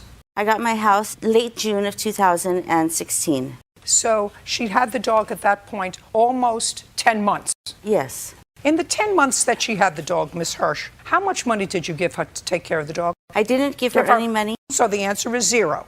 And I'd like to see the receipts for food that you brought during the 2 years that Miss Pedroni has had your dog. Just a second. There's a difference between bringing dog food and coming every week and supplying a 110-pound dog with food. There's a difference. I did bring the food. It's time to get another dog. She doesn't deny that I brought her food. Listen to me. It's time was to in get another constant dog. communication with her. Miss Hirsch, listen to me very carefully. You've abandoned the dog. 2 years. You had the puppy for 6 weeks 2 years ago. And she's had the dog in her continual custody for 2 years. I came over to her house and visited the dog, and the dog would come up to me. She knows that I'm her mother. She came up to me and she kissed me, and I spent time with her. Even though she has not been in my possession, she's still my dog. No, she's not your dog. How many times a week for the last 2 years did you go and visit the dog at Miss Pedroni's? Well, sometimes. How many times? Listen to me. I have a question. There's a question out there. How many times a week? If one of my children, you say, I'm her mother. I am her mother. Just listen to me. You're not her mother. If one of my children was staying with my cousin Bonnie because I lost my home, I would go and visit that child every day.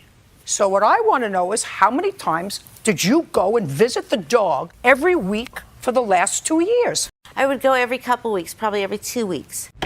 I did go visit her. I spent time with her. Okay. And the reason that she was with Kara is because I was waiting for a settlement from my dad's estate before I could get my house so I could keep her in my house. Go buy another dog. How's the dog, Miss Pedroni? She's doing very well. Do you have any vet records for this dog? I'd like to take a look at them. Should I just give you all of the evidence that I have? No, okay. I want to see the vet records for the dog. Just for my own reference, the dog was sick. You took the dog to the vet once and she was prescribed amoxicillin. Yeah, she had slipped on the carpet a little bit and she had a sprained shoulder. So you took her to the vet? Yes. And then you had her to the vet when she was spayed? Yes. Do you have that bill? You know, I tried looking everywhere for it. I didn't. Was it the same vet? No, it was with the county. And is Nova up to date in her shots? Yes, ma'am. Miss Pedroni, I'm going to come back to you. You took custody of this dog in September of 2015.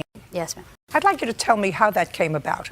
I was being just a nosy neighbor one day and saw that my neighbor was moving a bunch of boxes out of her house or whatever and just talked to her. I like to keep people who I know. No, I'm not interested. Okay, it's sorry. not Phil, it's me. You saw she was moving and... To cut to the chase, basically, I had noticed that she was moving, and I went and talked to her, and she said that she didn't have a house for the puppy, and that she might have to take her to jail if she doesn't find a place because she couldn't take it. What's jail?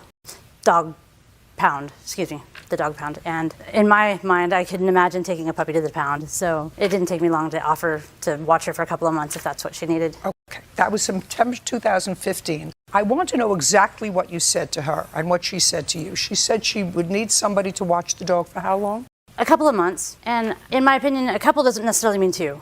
If I asked for a couple of M&Ms, I would expect maybe 5. So I had a decent idea there would be a couple, 5 months maybe. I didn't expect it to be in nearly 2 years. What happened after 5 months? Well, I had tried to contact her when I needed to take the dog to the vet for her shoulder that was really painful for her. And the shoulder incident was in September of 2016. So that, according to this sale. There's one that was for $86. The one that's for $97. Okay. Was amoxicillin capsule. That actually was an abscess that she had on her foot.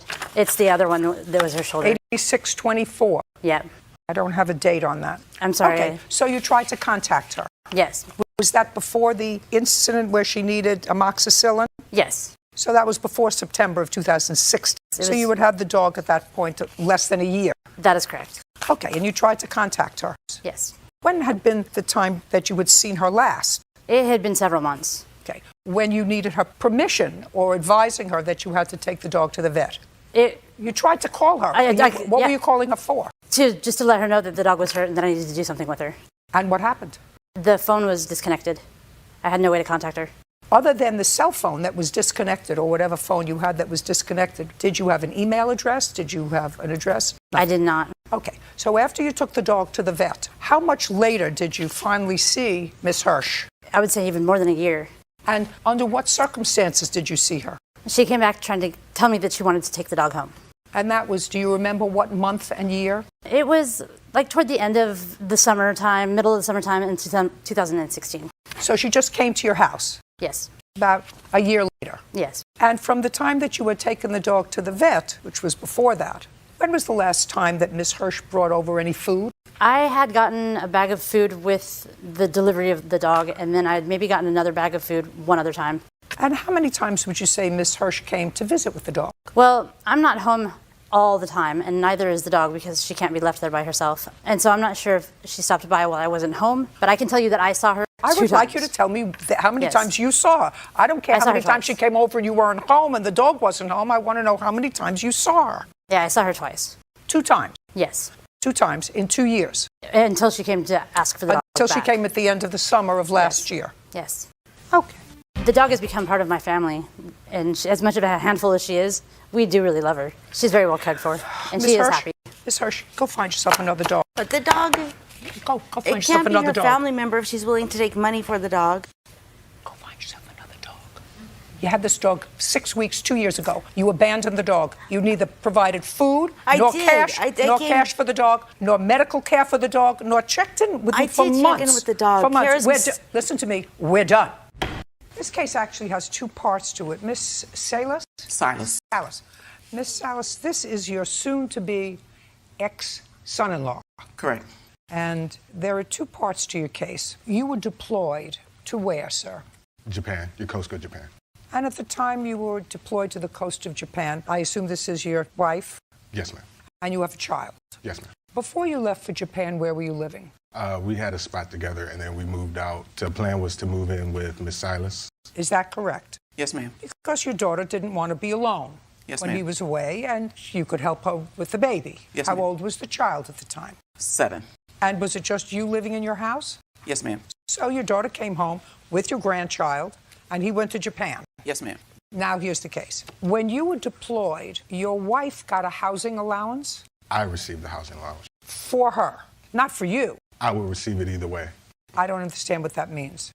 So I will receive the housing allowance whether I was married or not. The difference in me being married or not is just $200. Okay. So when you were living in Japan, were you living on government property or were you living in a private facility? In the beginning, I was living on government property, and then I moved to my own place. When did you leave for Japan? December 2014. And when were you living in your own space? Roughly January 2016. So you lived all of 2015 on government property? Yes, Your Honor. And so did you pay rent on government property? No, Your Honor. Did you receive any money for your wife and child during the year that you lived on government property? Yes, Your Honor. How much? $1,600 a month. And that was designed for your dependents back in the States? At this point, yes, Your Honor. Well, at this point, you were living on government property. Were you eating on government property? I would eat on government property or out in town, Your Honor. But you had the opportunity to eat on government property. Yes. And was any other monies being sent home to your wife and child? Yes. Other than from the $1,600? A good amount was sent home, yes. How much? How much? Madam, don't sleep. This is No, court. Stand up. Move over. In the year 2015, when you were living with your mother, how much did you receive from the government monthly? I personally... Not you personally. You and your child as dependents. Get it together. This is where we are. We're in court. Do you know, Ms. Salas? The amount of money, only money I received from him was $700 a month for the rent. That's all. Now, I want you to think harder. How much did you get from your husband during 2015? It would depend on how much he wanted to send. Okay. So other than the $700 a month, there was no set sum taken out? No, ma'am. Okay. So give me an idea per month how much he would send to you. It was a car payment for $500. Just a minute, car payment? Yes, ma'am. And you were driving the car? Yes, ma'am. What else? The cell phone bill. How much? $150. What else? And storage. How much? It was $100. So in total, including the rent to your mother, was $1,450 a month. That was for 2015. Yes, ma'am. Is that correct? We're missing a payment, the Goodyear payment, that he supposed to pay was $140 a month. What? Goodyear is a car credit card. I'm not at the car credit card payment. Okay. As far as I know, that's it. Just a second. When was the last time your daughter lived with you? She's still living with me. Mm-hmm. Is she paying you rent? No, she's not. Are you getting any rent from her? No, I'm not. Why doesn't she get a job? She does have a job. She Well, has why 3 isn't jobs. she paying? Then why isn't she paying you rent? Because the money that was supposed to be paid for rent, she was in December, she was fine, and she was She saving. was what? In December, when he was supposed to be paying the December rent, he didn't pay the December rent. And with her working the 3 jobs, she didn't have enough money saved in order to pay the rent for December. Just a second. Let me explain something to you. You have no sympathy at this end. I understand. I just want you to understand. I understand. Your daughter and your grandchild wanted to move back in with their mom. You're living alone. You take them back in. This is a good gig. The government said, okay, if she lived elsewhere, we'd give her money for rent. So she's living with you. So you became enriched by $700 a month. Your household that didn't have $700 a month before, the government now says, we're going to give him $700 a month so that the wife and child wouldn't be out on the street. Well, you're not going to be out on the street anyway. You got enriched by $700 a month by us. No, ma'am. By us. She didn't work. She didn't pay it. He's paid by the government. In addition to what he got paid for his housing, they sent $700 a month for your daughter. So we paid you $700 a month to do what a mother should do for free anyway. Take in their daughter and the grandchild. She gets a job. It's not a baby grandchild that needs full-time care. She gets a job. She works. And you want to say, sweetheart, save your money so that you can buy a house one day. Don't give me any money from your job. I'm living here all by myself anyway. It's a joy to have you with me. It's a joy to see my grandchild every day. Can I say something now? Sure. Okay. Yes, she was living with me. He stopped making a car payment. Just as we're not at car payment. Okay, no. Listen to me. We're not at car payment. Okay. He's in Japan not driving a car. Right. There were two cars. Get rid of one. He's in Japan not driving a car. I'm not even to the car. I'm we're still on to the rent. We're still on the I'm rent. sticking Yes, to the rent. Okay, the rent, which was coming in, was $700 a month. He hadn't paid the rent since August of 2017. Is what you're telling me he paid rent for your daughter, to you and the child, from the time he left until August of 2017? Right, he was continue paying. And he got in contact with me in August and said that he could not continue paying because he had some bills coming in. He said, I will make up the difference. First he said it would be November. I will give you the back pay in November. He had another bill come up. Listen to me. Yes, ma'am. I don't care. Let's understand each other. As far as I'm concerned, you're not entitled to this money. So far, we've paid you for a year and a half, $700 a month rent to have your daughter and your grandchild, grandboy or girl, a grandson with you, and they're still with you. And you're not getting rent because the government's not paying for it anymore. The government You is didn't still throw paying her out. Ma'am, the government is still giving him money for rent for them. Just a second. That's what I'm going to find out. Okay. Now, that's a rub. Okay. Because they're not giving him extra money that he's going to be able to keep. So how much do you get as a housing allowance? $1,689. Now, from this $1,689, how much do you pay for rent? $1,650. Who do you live with? A couple of friends from my command. What's the total rent on the apartment? $1,650. Well, then that should be divided by 3. I pay the rent, they pay the bills. It still should be divided by 3. Do you understand what I'm saying? Yes, Your Honor. Great. So now you've gotten an extra $700 a month, because unless you have a breakdown from the government, how much they're giving to you and how much they're giving to your dependents. Do you? No, they don't break it down. Do you have such a breakdown? No, ma'am. Well, then how am I supposed to figure it out other than guessing? Other than telling the government that he's not sending any money anymore? If you're listening, did they take out money from your check for your wife and child as dependents? No, Your Honor. Why not? Because I sent it to them. How much? I was sending what I could. It was What does that mean? It wasn't a definitive amount. What ended up happening was there was a bill that came in to the plaintiff's household in June, and I asked for the bill to be sent to me so I could head off and prevent them from taking money from my check. That bill was not sent to me, so they ended up taking the money out of my check, and that's what ended up. What bill? It was a military star card. For how much? $37.76. And what was it for? It's a regular credit card you use at the exchange. I understand that. So you used it for yourself? No, it was used for the family when the family was together. You mean when you were still at home? Yes. You know what he's talking about? I know what card he's talking about, yes, ma'am. That you used together as a family. Well, Miss Salas, how do you expect him to pay all those bills that your daughter incurred half of? I mean, she can't do nothing to contribute to these bills. Yes, ma'am.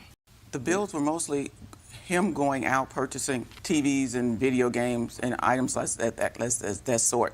When? This was before they left, before he got deployed. Where are all those TVs and games? Pawned. By whom?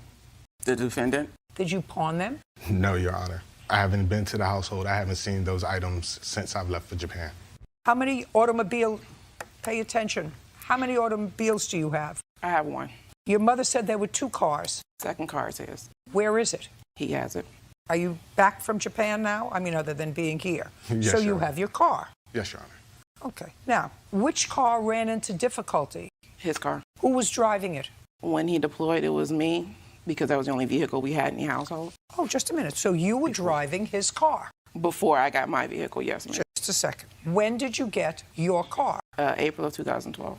April 2012? Yes, ma'am. Then you had 2 cars. Right.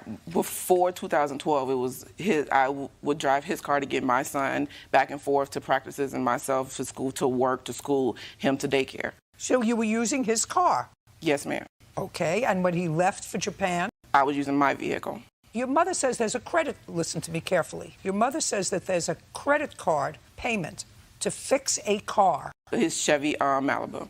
And on what date did you have his car fixed? From all before 2012. Before 2012? Yes, ma'am. Ma'am, Miss Judge Judy, can I say something? No, just a second. No. So this is a car credit bill before he went to Japan? Correct. And is that the bill that's the subject of this case? Yes, ma'am. And you were still living together? Correct. And we were both making payments when I was working or when I got my school stipend. We would both make payments on the credit card. The problem with the credit card was when he drives it like he's driving in a NASCAR race. So it was being driven into the ground, so we had to keep taking it in because either something would blow or something would mess up. I'm not interested in what happened in 2012. No, this is before 2012. For sure before 2012.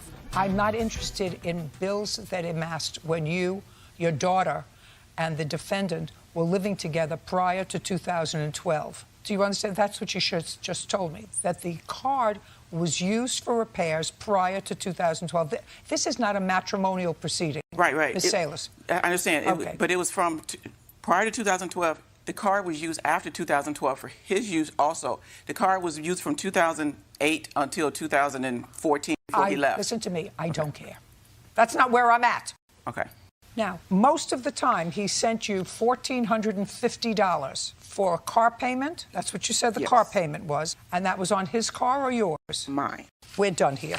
Is your daughter living with you? I would suggest that you get a job, pay rent. She's about to move out, Judge Judy. I understand what you're saying, but the bills that are incurred was his debt. I understand. I say not. I say you took your daughter in. For most of the time that he was deployed, he sent home $1,450 a month, according to you and his wife. Now, I'm not saying there shouldn't have been a demarcation as to what money the government gave him to support dependents. That would be his wife and child, but I'm not going to guess, and I'm certainly not enriching you. I'm not paying you for rent to have your daughter and grandchild live with you unless I know exactly how much the government said for your wife and child, so much of this $1,600 that we pay you is for your wife and child. And if you can give me that information, and for the period of time that he didn't send money to you, I would be more than happy to say, well, he can't unjustly enrich himself. But you don't have that information, neither does he. And you have an unsympathetic position because he did, in fact, send money home. Right, he did. And before your daughter moved in, how many roommates did you have? None. Right. But one more question. Goodbye. We're done. When did you start renting the condo? On December 22nd of 2015. And what was your rent? $1,650. Sign a lease? That's right. For how long? For a year. When did you move out? I moved out August 27th. So well before your lease was up. Well, 2016. So you overstayed your lease? That's correct. Did you sign a new lease? No. Were you ever served an eviction notice? No. Never. 3-day notice to quit? Yes, that was it.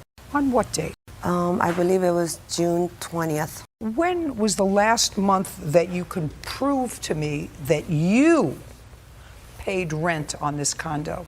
It was August 5th, 2016.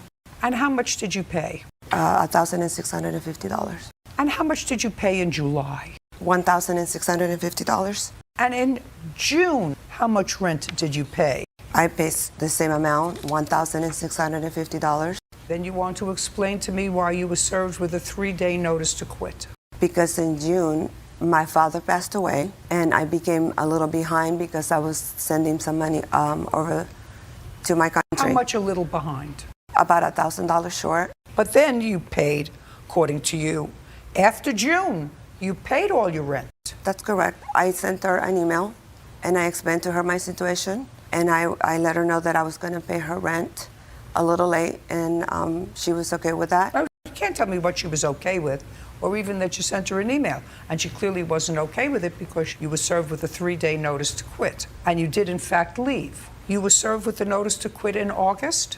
They were going to sell the property. You know, we're going to get to the truth here. You understand that? I do. I'm glad you understand we're going to get to the truth here. You've been doing what you do a long time. I've been doing what I do longer. So you found out that they were going to sell the property. You had